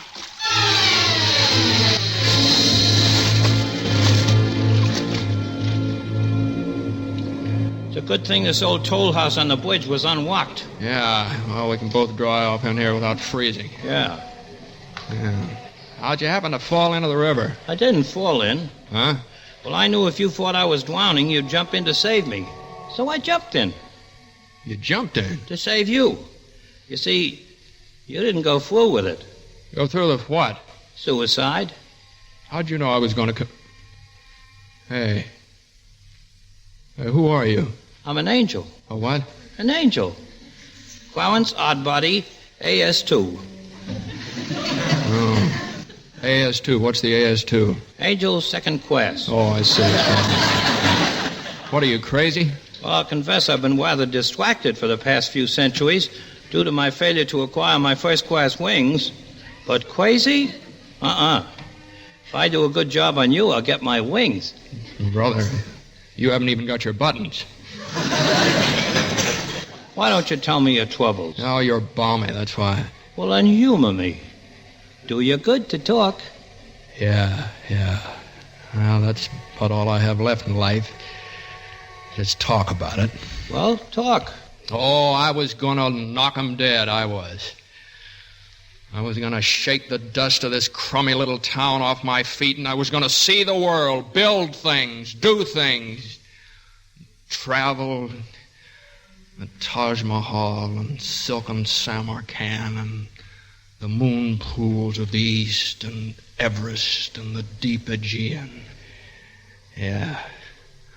Pipe dreams. Why? Well, my deaf ear, for one thing. Oh, that was when Howie, your kid brother, fell through the ice back in 1919. I jumped in to save him. Hey, how'd you know that? I read it in the Gabriel Daily Trumpet. Well, anyway, I got an ear infection. It was weeks before I could go back running errands at the Gower drugstore. So what does Gower do? He hits me in my bad ear. Why? Well, he just heard about his son. He died in college from typhoid. Gower had been drinking. I wouldn't deliver some medicine for Mrs. Blaine's little girl because the bottle he took it out of was marked poison. Dear. Well, Doc Gower smacked my bad ear, and I guess I cried. But I finally made him understand his mistake. Was Doc Gower grateful? Well, he cried. 11 years later, he bought me a fine set of pigskin luggage to take on my world trip. Oh, then you did go away. There was a girl in town named Mary. We'd grown up together, and she was engaged to Sam Wainwright. I had an hour or so before train time, and I stopped over at Mary's house. Well, George, just think. After all these years and all your planning and saving and wishing, you're going to realize your great ambition. This is the most exciting day of my life, Mary. We'll miss you terribly in Bedford Falls. Well, I'll only be away a year. You'll write, won't you? I'll send you a golden apple from the Garden of the East for your wedding present. Thanks. I'll make golden applesauce out of it. What's the matter? Did I say something wrong?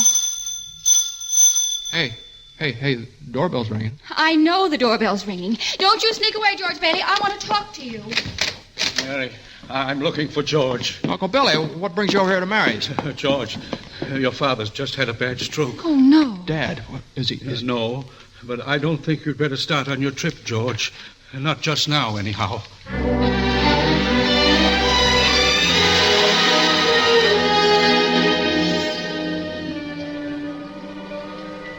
Oh, go on, George. Well, Dad was gone that same night. That gave old man Potter his chance. Old man Potter? Yeah, richest man in town, a banker, a big stockholder in our loan company. We'd always fought Potter on a lot of issues, and now he wanted the loan company to dissolve so he could rule the roost in Bedford Falls. Potter and I had it out a week after Father died, right in the boardroom of the loan company.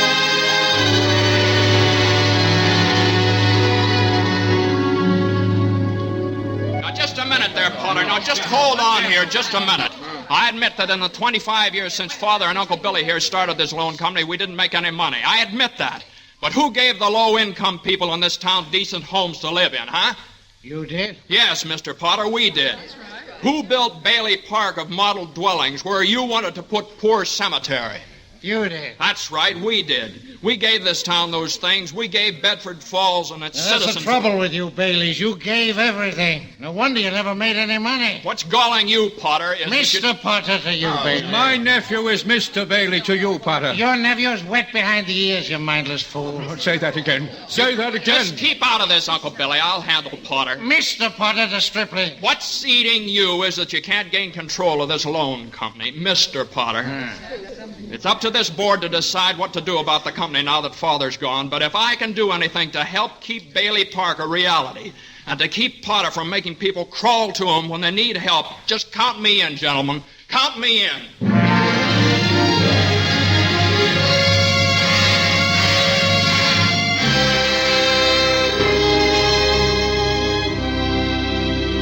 As a result of that speech, the board voted to continue the loan company if I'd remain as vice president. Goodbye, trip around the world, huh? Yeah. At least until Brother Harry came home from college to take over for me. Only Harry came home with a wife. Well, that's co-education for you. Yeah. But did his wife's father have to give Harry a big job out of town? Oh, I see. Leaving you holding the bag with the loan company. Yeah. Hey, what's that music? That's a church hymn. Old 100. Seems to me Mary sang it that day long ago. Remember? In the church choir. After church, you walked Mary home. Remember, George? Remember? Come in for a minute, George. Well, just for a minute, Mary. Here, let me take your hat and coat. Mary? Who's that down there with you? It's George Bailey, Mother. What's he want? Well, I don't know. What do you want, George? Me? Well, not a thing. I just came in to get warm. He's making violent love to me, Mother. Well, tell him to stop. It's Sunday. Hey, now, look here, Mary. I didn't come here to... What did you come here for? Well, I just walked you home, that's all. Lots of girls ogling you at church. Why pick on me? Well, now, listen, Mary, Why don't you go home? Well, I will. Thanks. Where's my hat? You got it on. Thanks. You're entirely welcome. Goodbye. Deaf in one ear and blind in both eyes. That's you, George Bailey. Now what's the matter? You ought to see a specialist. You can't even tell when the girl you've walked to school with all your life... Oh, go see a big eye, ear, nose, and throat man. Why, Mary. Hey, Mary. Hey, let's go and see a specialist together. Reverend McAllister, big hymn, sermon, and wedding ceremony man, huh?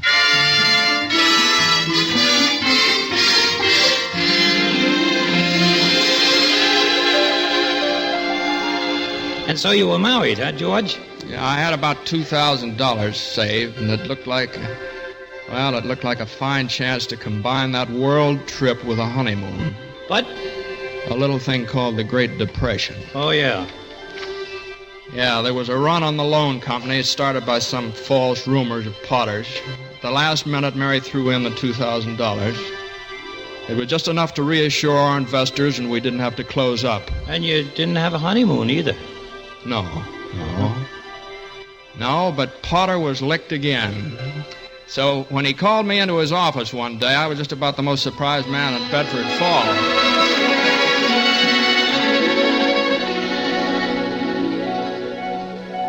And I want want to tell you, George, my lad, that during the Depression, you and I have been about the only ones kept our heads in this town. Thanks, Mr. Potter. All that talent, and where does it get you? 28 and 29, married, and making $40 a week. 45.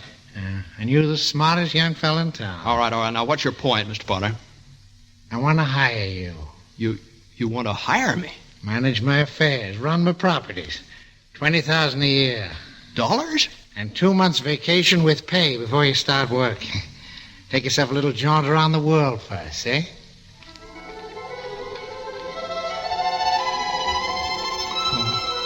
Everest, the Vale of Kashmir, and the moon pools of the east, and the deep Aegean, and the whispering Aurora.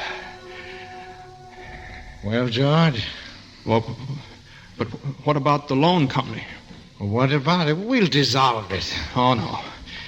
I don't want your dirty job. What? You sit here and you think the whole world revolves around you and your money. Well, it doesn't. You're out of your mind. I won't let you buy me away from the people who depend on me. Rubbish. And I've made my decision, Potter. And may it stick in your craw to regret as long as you live, George Bailey. May it stick in your fool craw.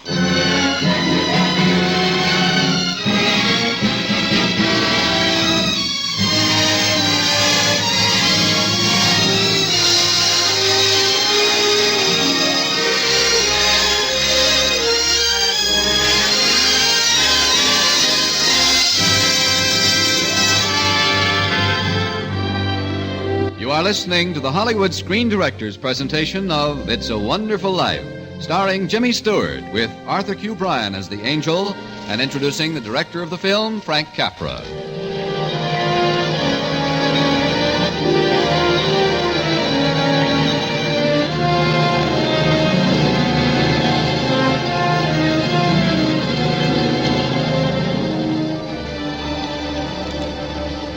George, after your marriage to Mary Chase and your very spunky rejection of Potter's offer to manage his affairs, what happened? How'd it go? Oh, I stuck it out a few more years with the loan company. Then the war. Doc Gower and Uncle Billy sold war bonds. And Harry, my kid brother Harry, shot down 2 Jap suicide planes just as they were about to crash on a transport full of U.S. troops. Well, what about you? Oh, it's 4F. The bad ear? Well, it just wasn't in the books for me to get out of Bedford Falls, that's all. Well, it brings us to tonight, Christmas Eve.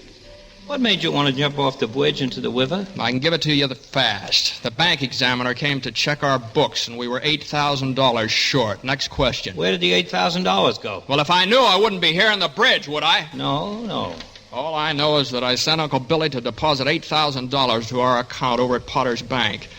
Uncle Billy talked to Potter for a while in Potter's office, and then he went over to the teller's window to deposit the money, only it was gone. Well, where? How do I know where? I was almost insane. I questioned Uncle Billy half the night trying to locate that missing $8,000, but it was no use.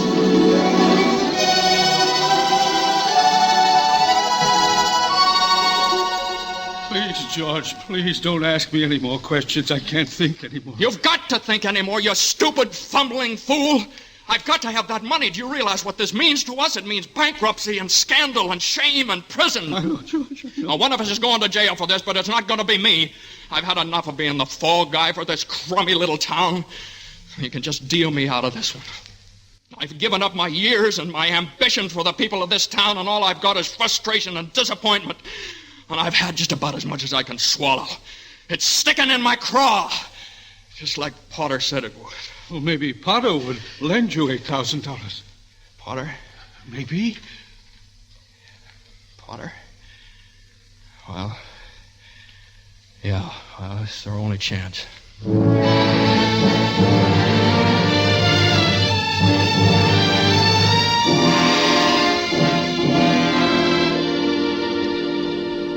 Well, what about all your fine friends you've done so much for, George? Why don't they lend you the money, Well, they don't have that kind of money, Mr. Potter. You know that. Now, please help me. Well, what kind of security do you have? Any stocks? No, sir. Bonds? No, sir. Real estate collateral of any kind? Well, I've got a $15,000 life insurance policy. What's its loan value? $500. $500. Look at you. You were going out and lick the world once. What are you now? You're a miserable clerk crawling in here on your hands and knees and begging for help. $500. You're worth more dead than alive. Oh, it's very true. So you want me to help you, eh? Well, I'll tell you what I'm going to do. I'm going to swear out a warrant for your arrest. Arrest? Misappropriation of funds. Arrest, but Mr. Potter... Merry Christmas, George.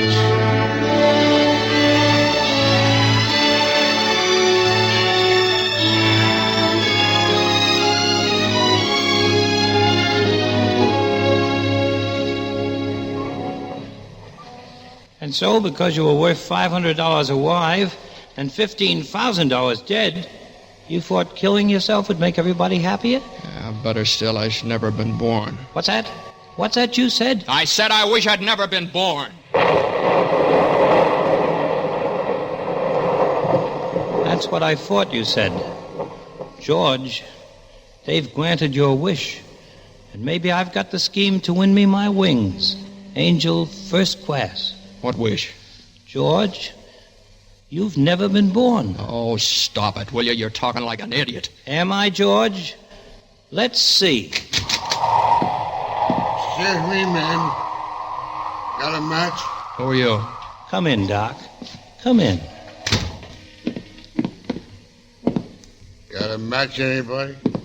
Hey, you're Doc Gower, the druggist. I was Doc Gower, the druggist, until I poisoned a little girl by mistake. Oh, no, wait a minute, Doc. Been drunk ever since. Now, Doc, don't you remember? I discovered your mistake, and I warned you just in time. Who you? Well, don't you remember me? I'm little George Bailey. I ran errands for you. Nobody named George Bailey ever worked for me. Match? Here you are, Mr. Gower. Now, all I need is a cigar. Here you are, Mr. Gower. Obliged. God rest you, merry gentlemen. By nothing you respect. Oh, wait, no, Doc. Let him go, George. Let him go.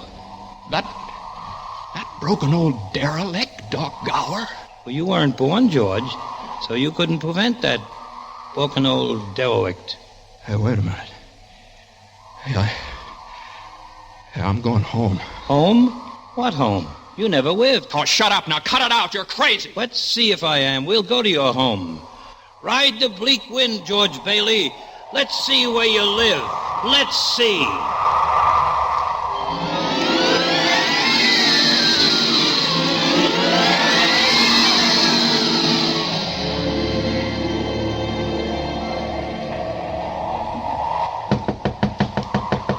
But I tell you, this boarding house can't be my mother's house. Knock again. Oh, this broken-down old shack, my mother's house? Knock again, George Bailey. All right, but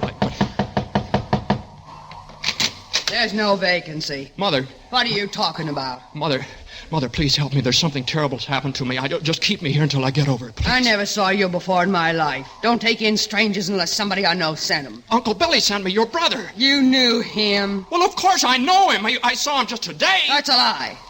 He died in the insane asylum after old man Potter took over the loan company. Why do you lie to me? Mother, please. Good night. Mother. Come on, George. We've other places to go.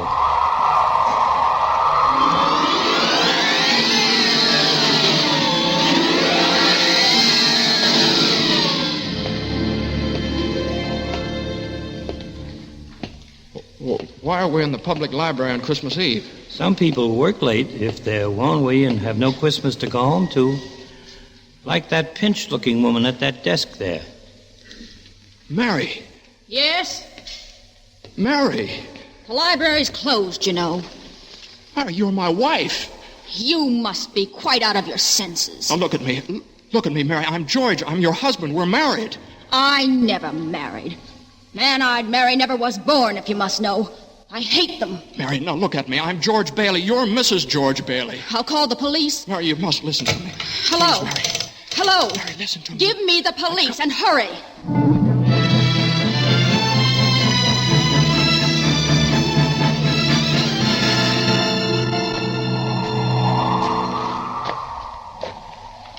very dark on this road.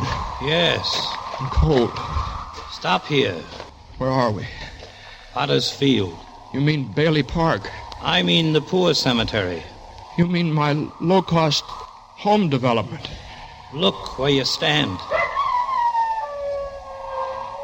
Gravestones. Here dwell in final squalor and humility the nameless, the vagrant, the very poor, the disinherited. You put them here. I tell you, no, I built Bailey Park on this ground. Read that tilting gravestone at your feet. Read. In memory of our beloved son, Harry Bailey, 1911-1919. This isn't true. Harry's alive today. He went to war. He shot down 2 planes that saved the lives of every man on that transport. Your brother Harry broke through the ice at the age of 9. It's a lie. He saved the life of every man on that transport. Every man on that transport died. No. You killed those men on that troop ship. You wished it so. I didn't. You. Please. You. No. Yes. Harry wasn't there to save those men because you weren't there to save Harry. You wished it so. Yes.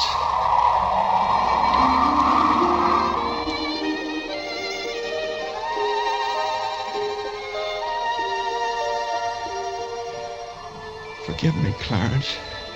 You see, George, you'd have lived a pretty wonderful life if you'd only been born a strong and useful life.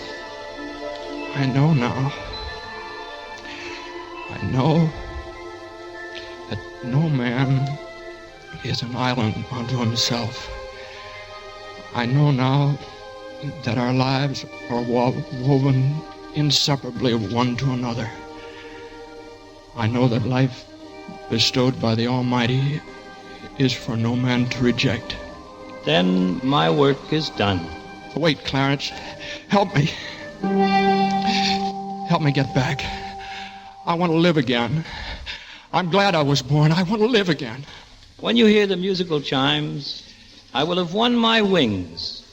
Guardian angel, first class. Send me back, Clarence. Send me back to life again. Live, George Bailey. Send me back. Live. Thank you, God. Live. Thank you.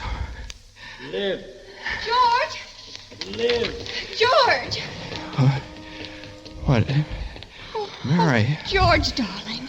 Mary, how'd you know I was here? Oh, I was so afraid for you. I thought of the bridge, too. I'm sorry, Mary. Oh, please come home. We've been looking for you. Looking for who? The whole town. Everyone in Bedford Falls that you ever helped. And that's everybody. I know, but there's $8,000 missing from the loan company. They know that.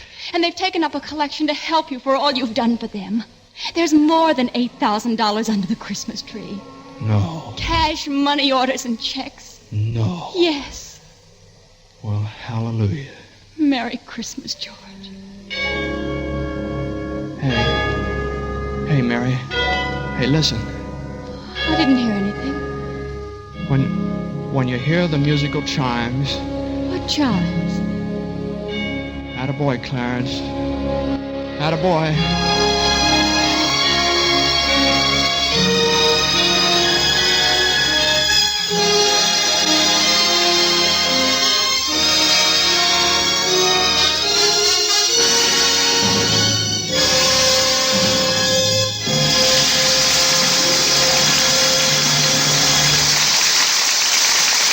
Our guests will return in just a moment. Next week, the NBC Theater brings you another outstanding motion picture story to the microphone as we present the romantic drama Hold Back the Dawn, and our star will be Charles Boyer. And now, here again is tonight's star, Jimmy Stewart, and screen director Frank Capra.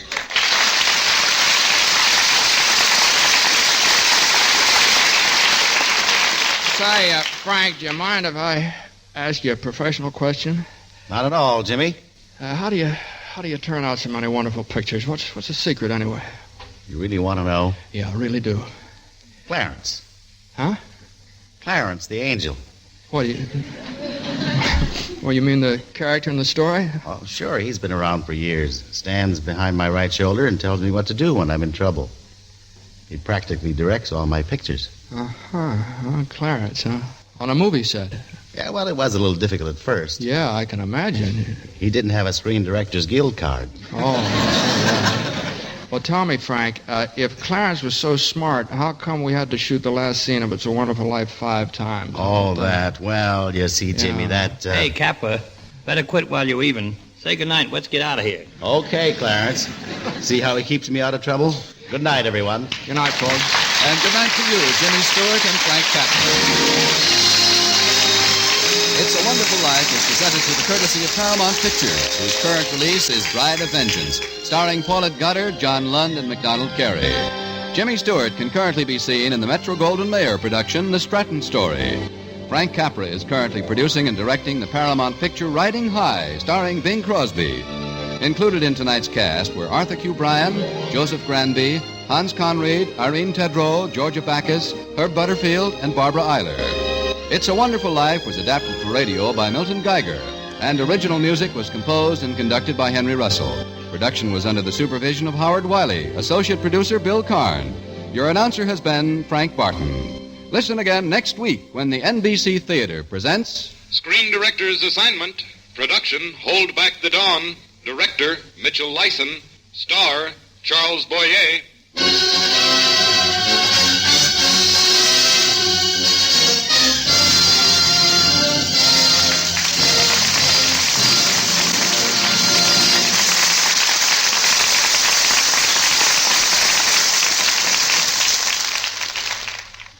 It's a Wonderful Life was adapted for radio on 4 different occasions. Twice in 1947 on the Lux Radio Theater on March 10th of 1947, on the Screen Guild Theater on December 29th.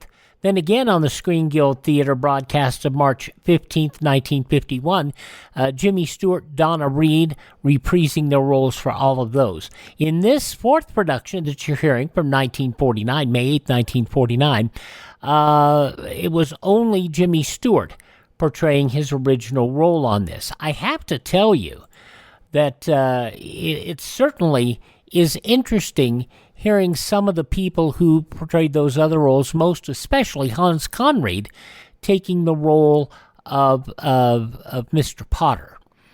It's interesting when you sit and listen to it. It really is. It's a Wonderful Life, 75 years ago, May 8th, 1949, here on Classic Radio Theater with Wyatt Cox. We'll move from Bedford Falls to Mars next with an adaptation of the Ray Bradbury short story, Mars is Heaven.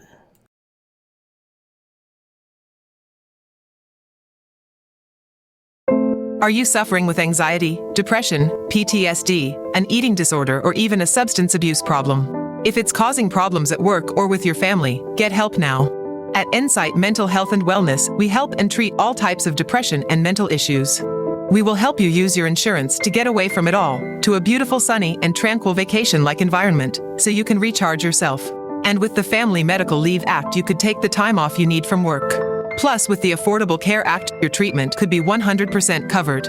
If you're suffering from any kind of anxiety, depression, PTSD, eating disorder, or even a substance abuse problem, use your insurance and get away from it all. Come to sunny California. Call Insight Mental Health and Wellness now. 800-281-8944. 800-281-8944. 800-281-8944. That's 800-281-8944. I want to take a moment before we go to Mars to run down tomorrow's shows that we'll have for you. As I said, a presentation of the Lux Radio Theater from 86 years ago, May 9th, 1938, My Man Godfrey, starring the original stars of the 1936 comedy, William Powell and Carole Lombard. We'll also have an episode of The Great Gildersleeve from 81 years ago, May 9th, 1943. And Gildersleeve and the Wedding List and Leela, and it gets crazy. And then an episode of The Jack Benny Show from 76 years ago, May 9th, 1948. It follows up on that famous line, your money or your life, when Ronald Colman loaned Jack his Oscar, and Jack got held up. Yeah, that's going to happen. And another episode of Superman as we wrap up the nitrate shipment story on Superman. That's all coming up on our Thursday edition of the program here. Wonder what would happen if you went to Mars and found people that you thought were dead? That's the story that Ray Bradbury wrote in his short story Mars is Heaven, adapted for this episode of X-1 from 69 years ago, May 8th, 1955.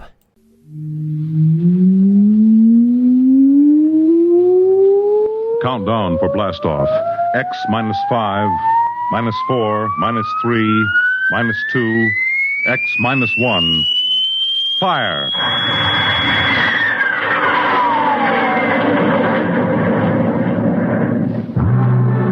From the far horizons of the unknown come transcribed tales of new dimensions in time and space. These are stories of the future. Adventures in which you'll live in 1,000,000 could-be years, on 1,000 maybe worlds. The National Broadcasting Company presents X minus 1.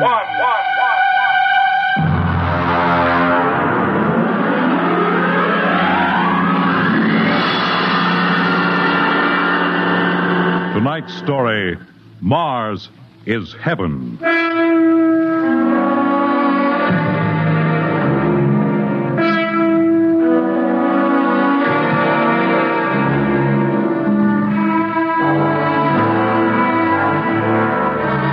When the first space rocket lands on Mars, what will we find? Only the ruins of a dead and deserted planet? Or will there be life? Intelligent life in some strange form that we can only imagine? Will we be welcomed with open arms? Or will the Martians treat us as invaders? Only one thing is certain. Someday, a giant metal ship will take off from Earth to travel through the black velocities, the silent gulfs of space, to descend at last into the darkness of the upper Martian atmospheres. And on that day, man will finally know the answers. The day we first land on Mars.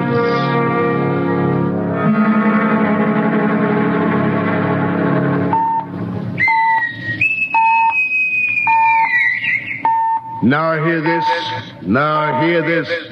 Approaching critical deceleration. Fasten gravity suits. Stand by to land. There it is. We've intersected the course vector, sir. All right, Mr. Lustig. Over to manual control. Aye, sir. Masters, sound general quarters. Aye, sir. Mr. Lustig, what do you make of the terrain? There seems to be a heavy ground, Miss Captain. We won't be able to use the infrared lights. And we'll have to come in on radar. Isn't that a little risky, sir? Landing in the dark? I'd rather run the danger of a blind landing, Lieutenant, than come in without the cover of darkness. Remember, we don't know what kind of reception is waiting for us down there. Airspeed 500. Altitude now 4,000. Bridge to engine room. Stand by for deceleration. Fire forward tubes 1 and 3.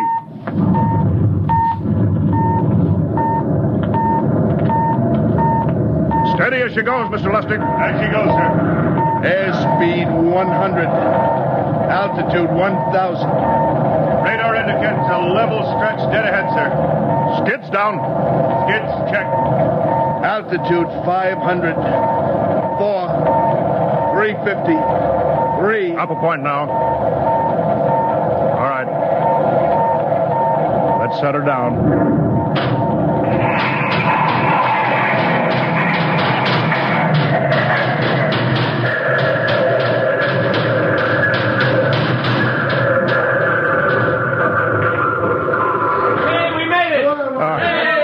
The power.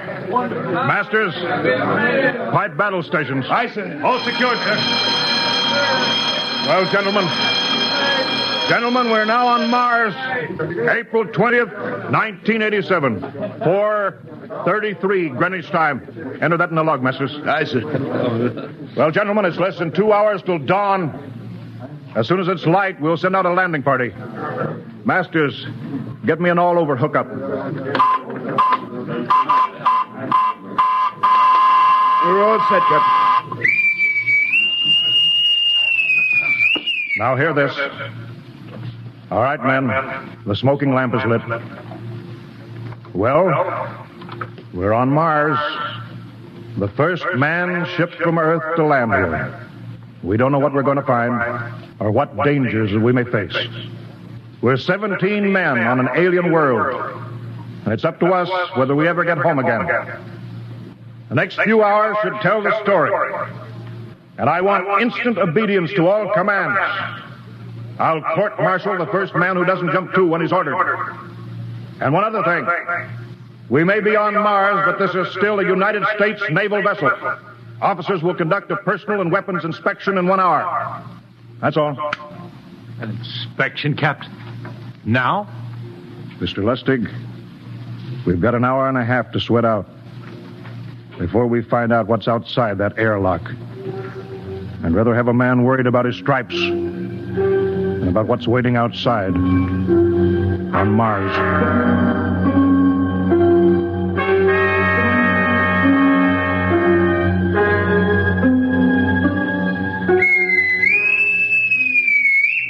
Now hear this. Landing party report to forward airlock. Captain Black, Lieutenant Hingston, Lieutenant Lustig, and Dr. Horst report immediately to forward airlock. It's now landing time -5. Well, they're paging us. You ready, Dr. Horst? Yes, Mr. Lustig. As ready as I will ever be. Come on, let's get in the lock.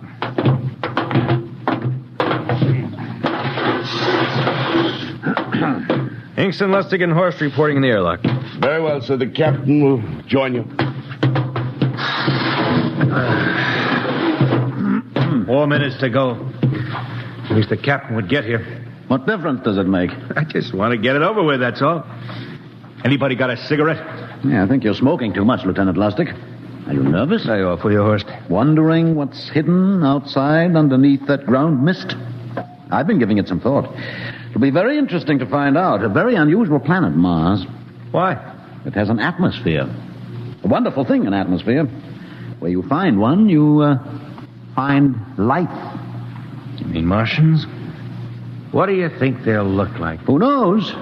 Intelligent life can take many forms. You mean they may have green skins and eyes on stalks or something? The comic book conception is possible, of course. Or they may have developed far beyond us. Perhaps they have a science that can produce weapons far more dangerous than our atomic missiles. You think we may have to fight our way out? After all, we are invaders. Now hear this. Landing time -2. All right. We heard this. You know what I'd like to find outside that airlock? Good old Illinois. Ever been there, Lustig? Only Chicago.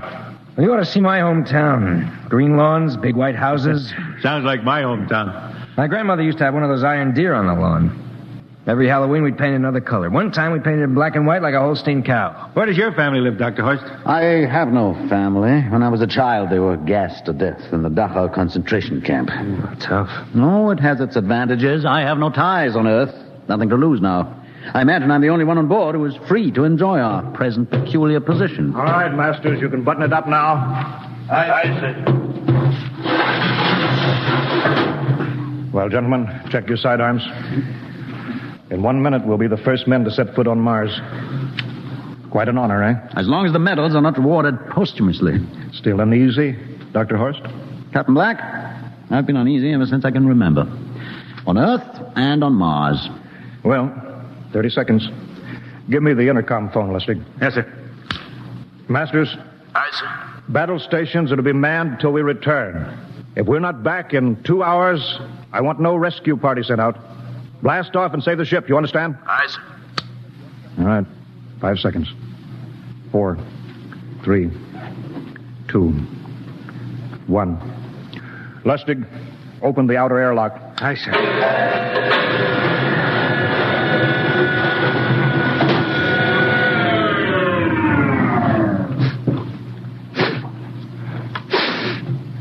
It's fresh air. Let's go. Right now, take it easy. It's too dark to move fast. Quiet, isn't it? Not even a wind. Can't see anything from this ground this time. We don't know what's out here. All right, come on. What the quiet? Captain, I could swear that sounds like a rooster. I don't hear it anymore. Very homely but unlikely sound. A rooster crowing on Mars? Hingston. Aye, sir. Set that machine gun 25 yards to the flank. We'll stay here till the ground mist lifts. Aye, sir. What do you make of the ground, Horse? Grass. Plain grass. You can see some large foliage there where the mist's thinned out. What the? Hingston, hold your fire, you fool! I hit it, Captain. What? Some kind of wild animal. I hit it. I could see the tracers, but it's still standing. Come on, Horst. Doctor, where are you? Up ahead. Admiring the wild animal. Careful, Horst. Wait for us. Don't worry, Captain. It's an iron deer.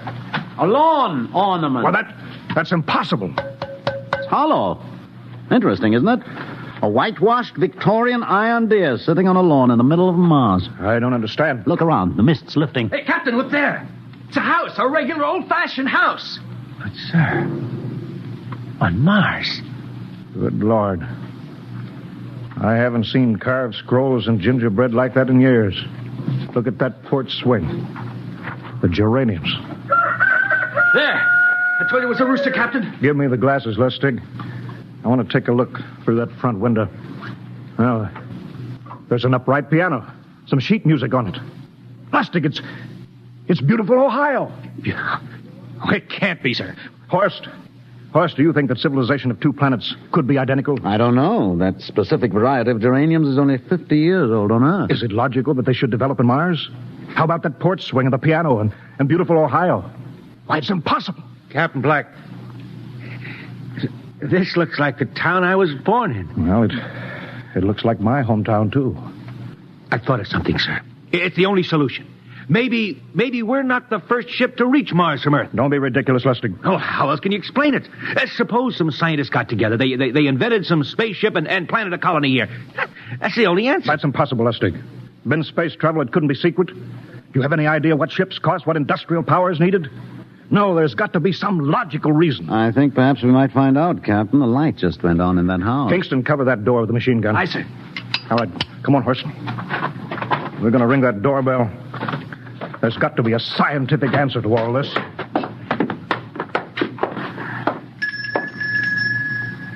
And there's something moving in there. Stand back, Horst. Give me a clear shot. Are you sure a bullet can stop a Martian? Steady now. Can I help you? Well, we... If you're selling anything, it's much too early. No, wait just a minute. What town is this? What do you mean? Are you census takers? No. We're strangers here. We want to know how this town got here. Is this a game? No, it's not a game. We're from Earth. From where? From Earth. Do you mean out of the ground? Are you sure you're feeling well? Madam, we came in a flying ship across space. We're from the third planet, Earth. This is Mars. Now do you understand? Mars. You go away now, you hear? I'll call my husband from upstairs and he'll chase you. Go on. But this is Mars, isn't it? This is Green Lake, Wisconsin, in the United States of America. Bounded on the east by the Atlantic and on the west by the Pacific. Now go away. Goodbye. Horst, do you suppose it's really possible? I've got to find out more about this. I told you I'd call my husband. Now you go away. You've got to tell me one thing first. What year is this? Year? 1928, of course. For goodness sake. You hear that, Horst? And we know it's 1987. And we know this is Mars. Horst, is it possible that we got fouled up, made some tremendous blunder, circled around, and landed back on Earth? In 1928? Well, maybe some switch in time or dimension. Could we have shifted somehow, gone backward in time? Oh, Horst, this won't hold water. It's not logical. We checked every mile. We went past the moon, out into space. We're on Mars. Lustig out at point. Hingston in the rear. Keep that gun at half load. Aye, sir. Horst, there's got to be some cold, logical solution. Captain. What? That house down the street, the white one with the green shutters. Lustig, what's the matter? I never thought of... Thank God! Lustig, come back here. He's running for that house. That crazy fool. After him, quick. Lustig, stop! Come down off of that porch. Grandpa! Lustig, what the devil do you think you're doing? Albert! Grandma, Grandpa, it is you. Lustig, what is going on here? Albert, it's been so many years. How you've grown, boy. It's so good to see you. Lieutenant Lustig! Oh, Captain, Grandma, I want you to meet my friends. This is Captain Black. Captain, I want you to meet my grandfolks. Howdy. Any friend of Albert's is a friend of ours. How long have you been here, Grandma? Oh, a good many years, ever since we died. Ever since you what? Oh, yes, sir. They've been dead 30 years. What? Oh, now, don't you trouble yourself. It's all right. We're alive again, that's all. Do you mean to tell me that Mars is heaven? Oh, nonsense, no. All we know is here we're alive again. And who are we to question God's infinite ways? Well, Lustig, we're going back to the ship. But, Captain, I want to talk to my grandpa. Lieutenant Lustig, I don't like any part of this. You'll come back with us if I have to club you and carry you. Aye, sir. Now, let's go. Heaven only knows what they've run up against back at the ship.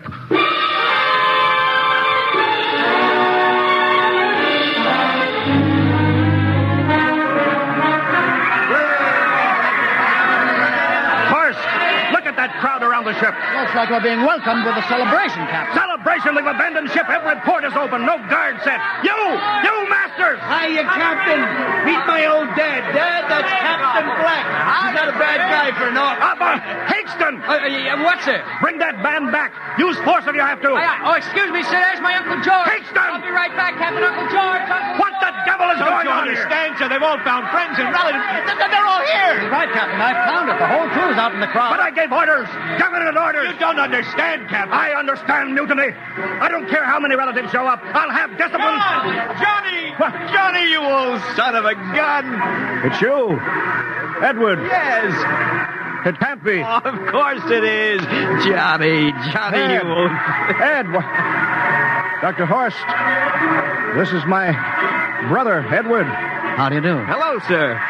It's wonderful to see you, Edward. Look, I've got to get back to my ship. Oh, Johnny, wait. I almost forgot. Mom's waiting at home. Mom? Yeah, and Dad, too. Mom and Dad are alive? Then you're real, Ed. Well, of course. Don't I feel real? How's that, huh? Why, Ed! We've got lunch for you, Johnny. Mom's making corn fritters. Dr. Horst, haven't you found anybody? No, Captain. I have nobody. Well, then you come on home with me, right, Ed? Why, sure. Horst, you wouldn't believe it, but it's been 35 years since I had Mom's corn fritters. By George, 35 years.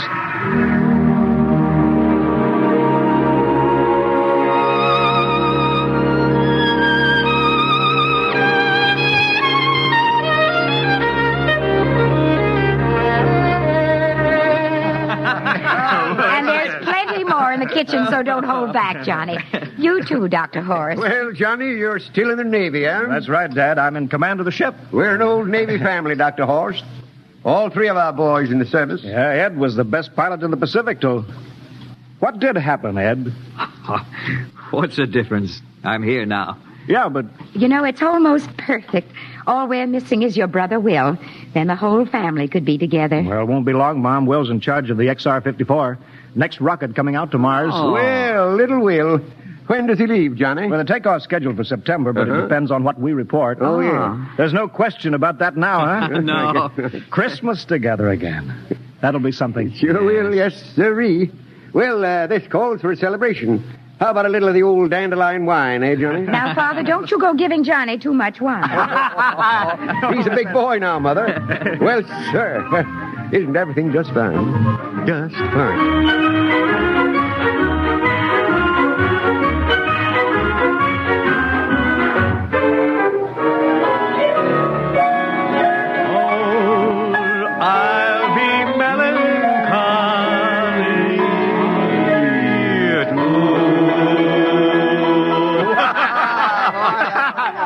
Play that one again, will you, Ed? Oh, sure.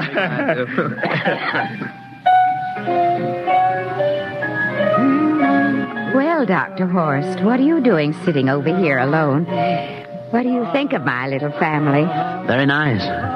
You know, I can't understand why you didn't find any folks here, Dr. Horst.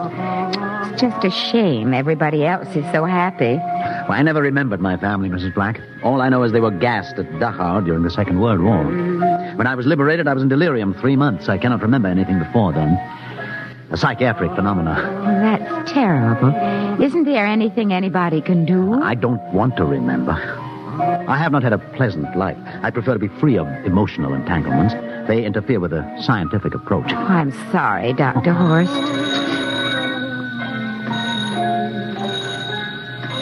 Oh, I'll get it. That's our ring, long and 3 shorts. I remember that. Well, maybe we'd better call it a night. You must be getting tired, Johnny. I'd better be going back to the ship. Nonsense. You stay the night. We insist. I just couldn't rest thinking of you all alone on that ship. I'll be all right. Well, good night. Oh, wait a minute, Dr. Horst. That phone message was for you. Me? Yes, that's right. A message from Anna. Anna? I don't... Well, there, she must be an old friend. Isn't that nice? I don't... You sure it was for me? I don't remember any Anna. Well, she asked if you were better. Perhaps she's someone who knew you at Dachau. Anna? She said she's coming over here first thing in the morning. So you'll have to stay over. Yes, well, but... that settles it, then. You stay here, Horst. You can bunk with me in my old room. Yeah, but, Johnny, we thought you'd like to be with Edward. So you could talk the way you're used to. Well, we can't put Dr. Horst on the daybed. I think we'd better share the room tonight.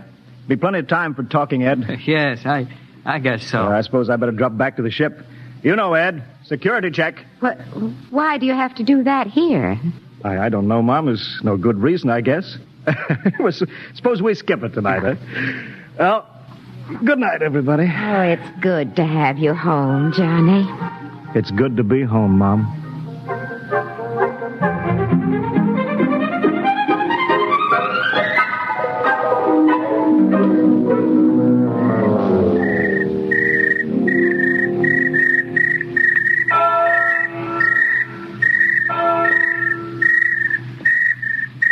Captain Black.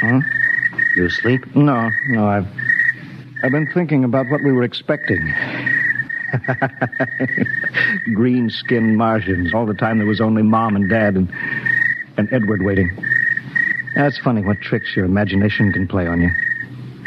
Well, I guess Mars is heaven, Horst. You know, I've been thinking about Martians, too. Captain, just suppose there were Martians, and they saw us land, and suppose they thought of us as invaders. What would be the best weapon they could use against our atom bombs, huh? I don't see what you're getting at. They would want to disarm us first, huh? To wipe out all suspicion, to make us feel at home. Captain, suppose this house isn't real. Suppose the people are just images, stolen from our own memories by Martians, created for us by telepathy. Hypnotism. Oh, that's the craziest theory I ever heard. Maybe that's why there was no one for me. Because in all my life, there is no happy memory, no real loved person, not even my mother. I don't remember her. Only the piles of rotting corpses at Dachau. There was no happy emotion for these people to recreate. How about that phone call? Anna? Yes, Anna. I didn't remember who she was, but I do now. I just remembered. When I was freed from Dachau, sick, delirious, I raved about a wonderful, kind nurse named Anna that took care of me. Well, there you are. It's logical. She's coming to see you tomorrow. But there was no Anna. I'd been nursed by a man. What? Anna was only a dream. And there's only one way they could have learned about her, by reading my subconscious mind. That's impossible, Horst. Why? The whole crew was thinking of home. Suppose the Martians read our minds. Yes, but if there are Martians... If there are, they have us separated. Each man in a different house, sleeping. Trusting. No one at the guns. I left my pistol downstairs. Do you think there's something to this, Horst? It's a perfect trap, Captain. Who would suspect his own mother, his grandparents? How easy. Just a knife in the heart of each sleeping man. That's impossible, Horst.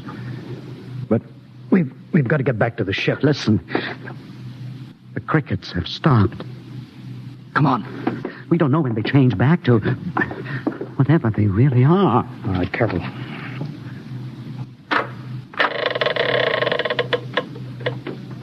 Where are you going, John? Ed, We wanted a drink of water, that's all, Ed. You're not thirsty, John. You don't want a drink. Look out! You don't want a His drink. face! It's changing! He's a Martian! Run, horse! Run! You can't get away, John. This way, horse! Horse, where are you?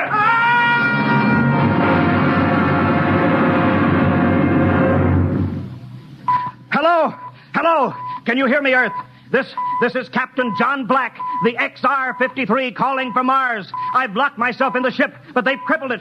I can't take off or fire the guns, and they're coming for me now, the Martians. I'm all alone here. All the rest are dead. Hinkston, Lustig, Dr. Horst. Poor Horst, he didn't even reach the door. Listen. They're trying to break through the hull. Edward and Mom and Dad and all the folks, but they're changing now. They're melting and changing back into... They're Martians. Can you understand? Martians, not men. They made us think that Mars was heaven and we fell into the trap. Can you hear me, Earth? You've got to stop the next rocket. Listen, tell my brother Will. Tell my brother not to come. They'll trap him too. They'll kill them all. Hello? Hello? Can you hear me, Earth? This is John Black on Mars. Hello, Earth. This is John Black on Mars. Hello, Earth. Hello, Earth.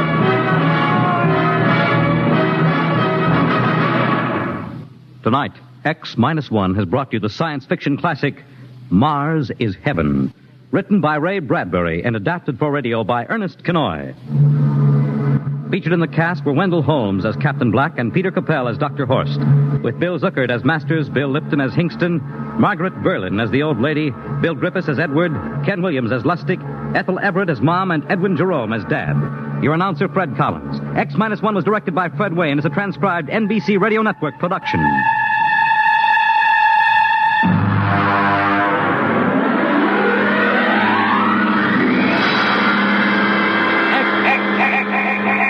Minus one.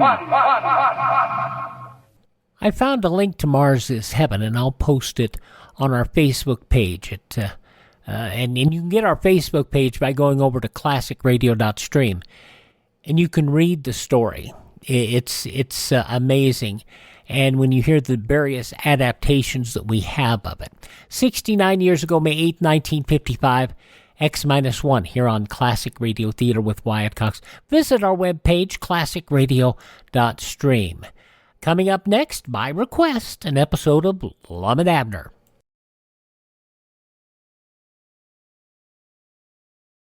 President Biden recently released a massive $6 trillion budget, the largest budget in U.S. history. And guess who pays the bill? That's right, you, the American taxpayer. American citizens and business owners will be paying more taxes. That's a fact. And if you owe back taxes, they will be coming after you to collect payments. In fact, President Biden also hired thousands more IRS agents to go after you. If you got a letter from the IRS and you know you owe back taxes or you haven't filed in years, don't put your head in the sand. Call us today. We've saved our customers millions of tax dollars. One quick, free phone call will show you how we can reduce your past tax bill and save you thousands. Guaranteed, or you pay nothing. Call now. 800-932-1431. 800-932-1431. That's 800-932-1431. Paid for by the Tax Helpline. Okay, I had a number of you write me a note, and you've either written me notes through classicradio.stream, through Facebook, through a number of other sources. Some of you have been commenting over on YouTube, wondering why we didn't have more Lum and Abner. And the problem I run into is I like to have continuing stories. And we have that in Claudia, we have that in Superman. Lum and Abner, it's hard because we've got so many holes in storylines that we don't have. That's why we don't have a lot of the other shows on very often. So y'all requested that I bring you a little Lum and Abner today, and that's what we're going to do. We're going to go back all the way back 82 years to May 8th, 1942, as they work on, I believe this is still based out of the money that Diogenes Smith left them. Let's listen. The makers of Alka-Seltzer bring you Lum and Abner.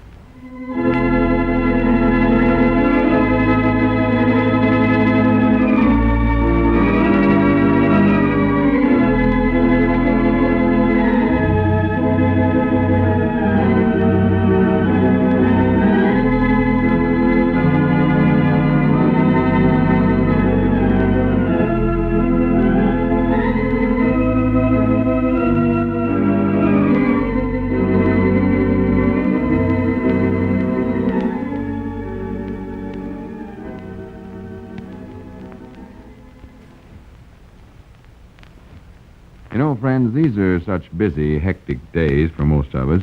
I'm sure you'll welcome a suggestion that can help you get a lot more enjoyment out of these few hours you do have to relax and get a little fun out of life.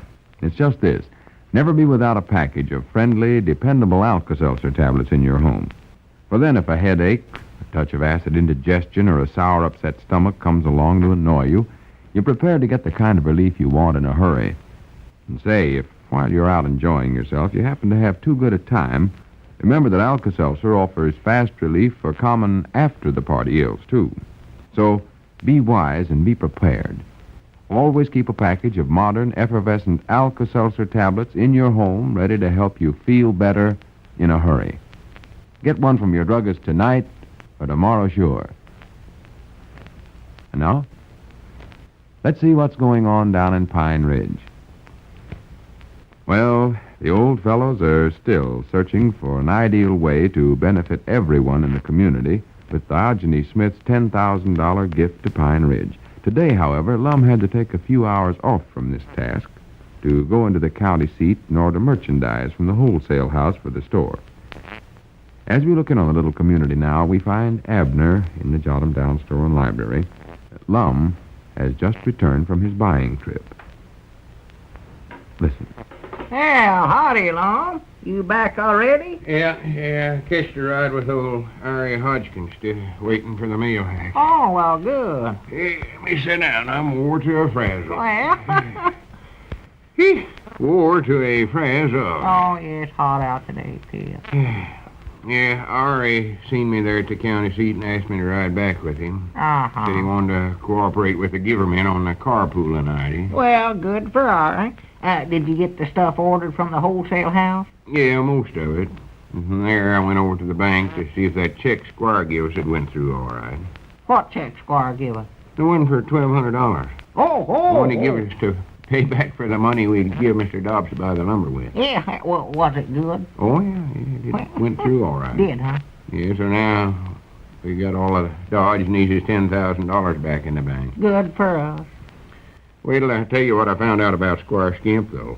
You mean something you found out at the bank? Yeah, that feller Jenkins told me, the light-haired feller that works in the first key. Yeah.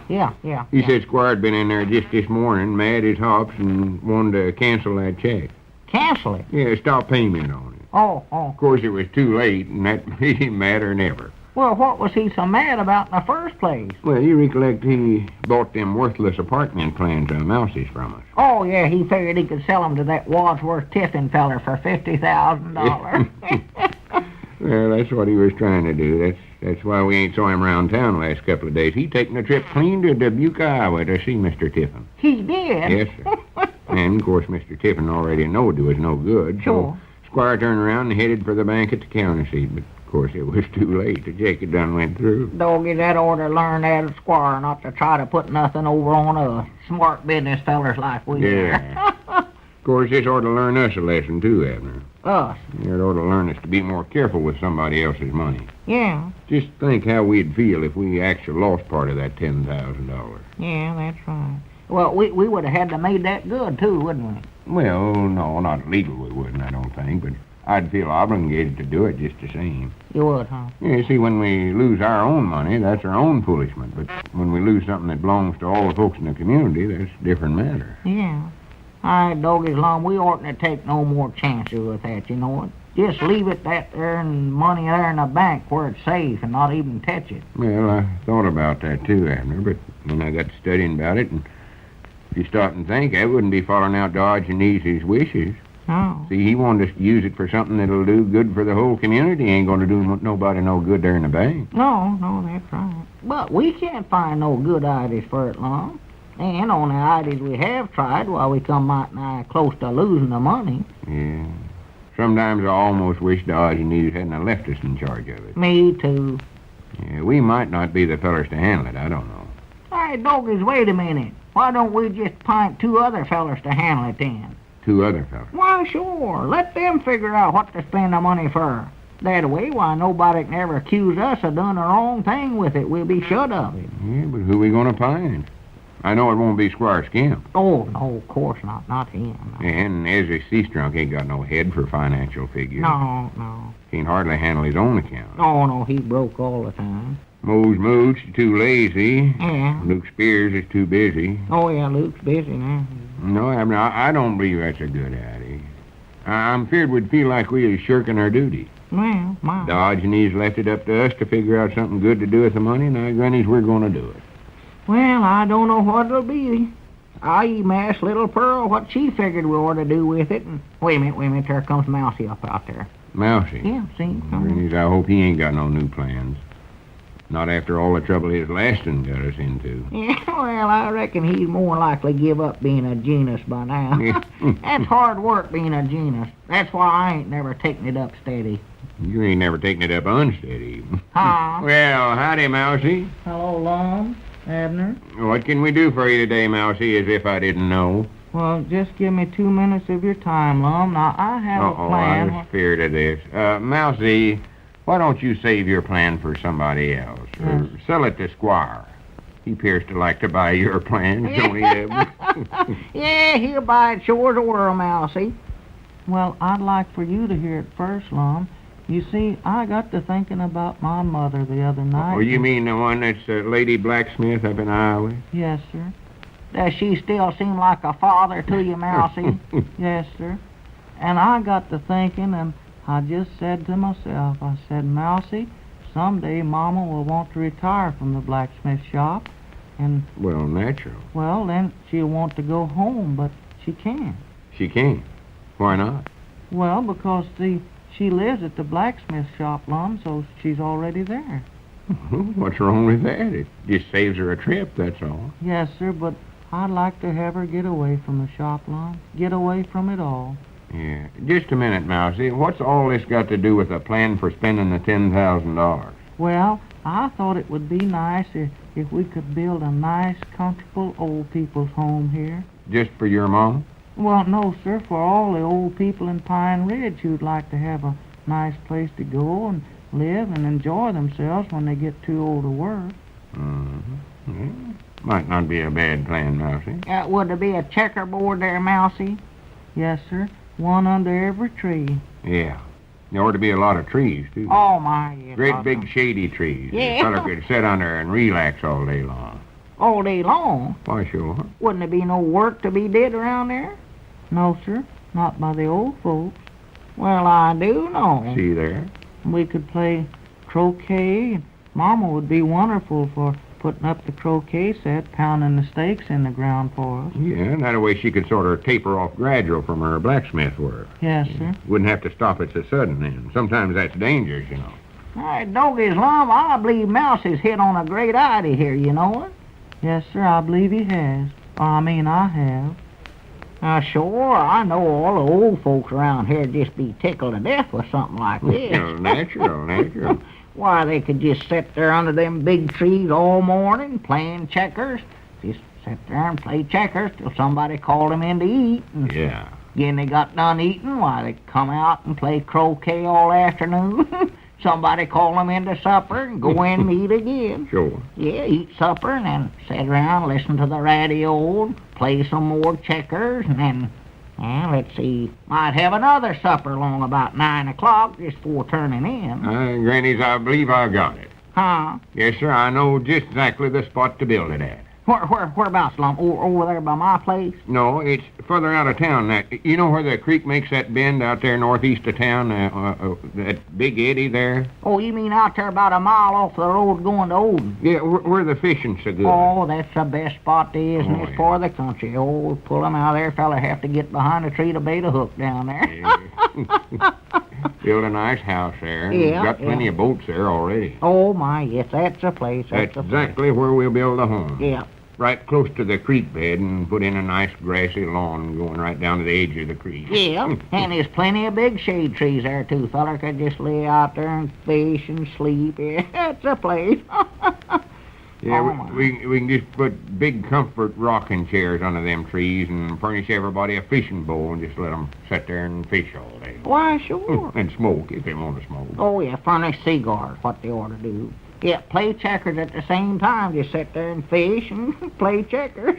They can. Yeah, or read books or anything they want to do. Why, sure. Might even have them bring the food right down there instead of calling them in the house to supper. They wouldn't have to walk so far. Why, sure. Have them bring the meals right out there to you. Sit and eat and fish, yeah. That is, they can do it without making too much noise. Too much noise? Have to pass some rules making it unlegal for anybody to interrupt a feller when he's fishing, especially if he's getting a bite. Oh, yeah, Loamy don't want no hollering and going on. Well, Lum, I don't think that Mama knows how to fish. Oh, well, it's time she's taking it up and learning how then. Why, sure. She don't know what she's been missing all these years. Why, yes, she ought to take it up, especially if she seems like a father to you, Mousey. Yeah, that's right. Any boy's papa enjoys going fishing. Oh, my, yes. And you get to talking about it, I'd sort of love to go this afternoon myself.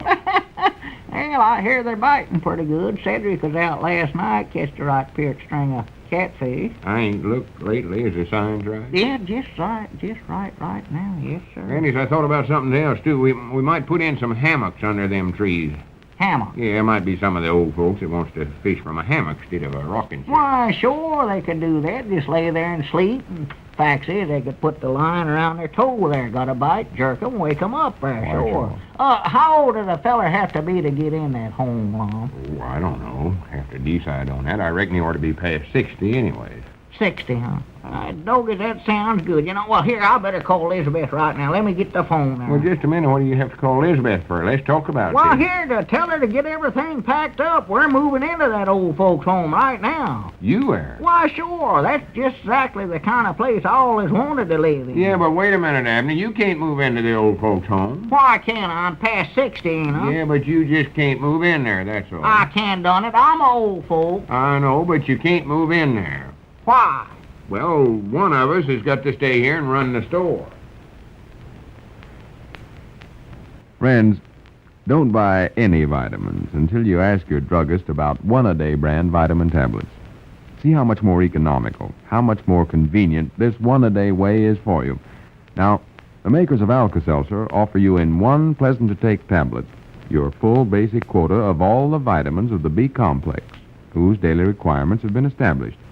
Your body should have an adequate supply of B vitamins every day, for when the supply of these B vitamins becomes low, certain warnings are given out, such as loss of appetite, nervous irritability, digestive disturbances, sleeplessness, and that worn-out feeling. Right now, when you're working harder and taxing your nerves and digestion, using up energy as never before, it is especially important that you make sure that you get an adequate supply of these essential B vitamins. Well, just try a one-a-day brand vitamin B complex tablet every day for 2 weeks and see what they can do for you. And they'll cost you less than 25 cents a week to use because one tablet a day is all you take. Why be bothered taking vitamins 3 or 4 times a day? Why pay for 3 or 4 tablets or capsules a day? That's the old-fashioned expensive way. The one-a-day way is the new, easy, economical way. And that's why we urge you to try them for just 2 weeks and see what they can do for you. See how pleasant they are to take and how economical to use. Remember, they cost you only about a quarter a week to use because one tablet a day is all you take. Ask your druggist for one-a-day brand B-complex vitamin tablets. He has them in 3 sizes. Look for that big 1 on the package. You can try them with confidence because they're made by the makers of Alka-Seltzer. And you know how good that is.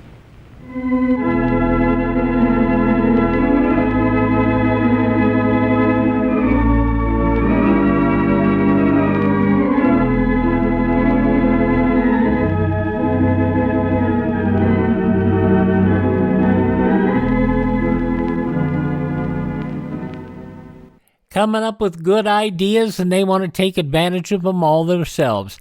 82 years ago, May 8, 1942, Lum and Abner, here on Classic Radio Theater with Wyatt Cox. Thanks to Robert for buying us a copy over at classicradio.stream. We always appreciate it.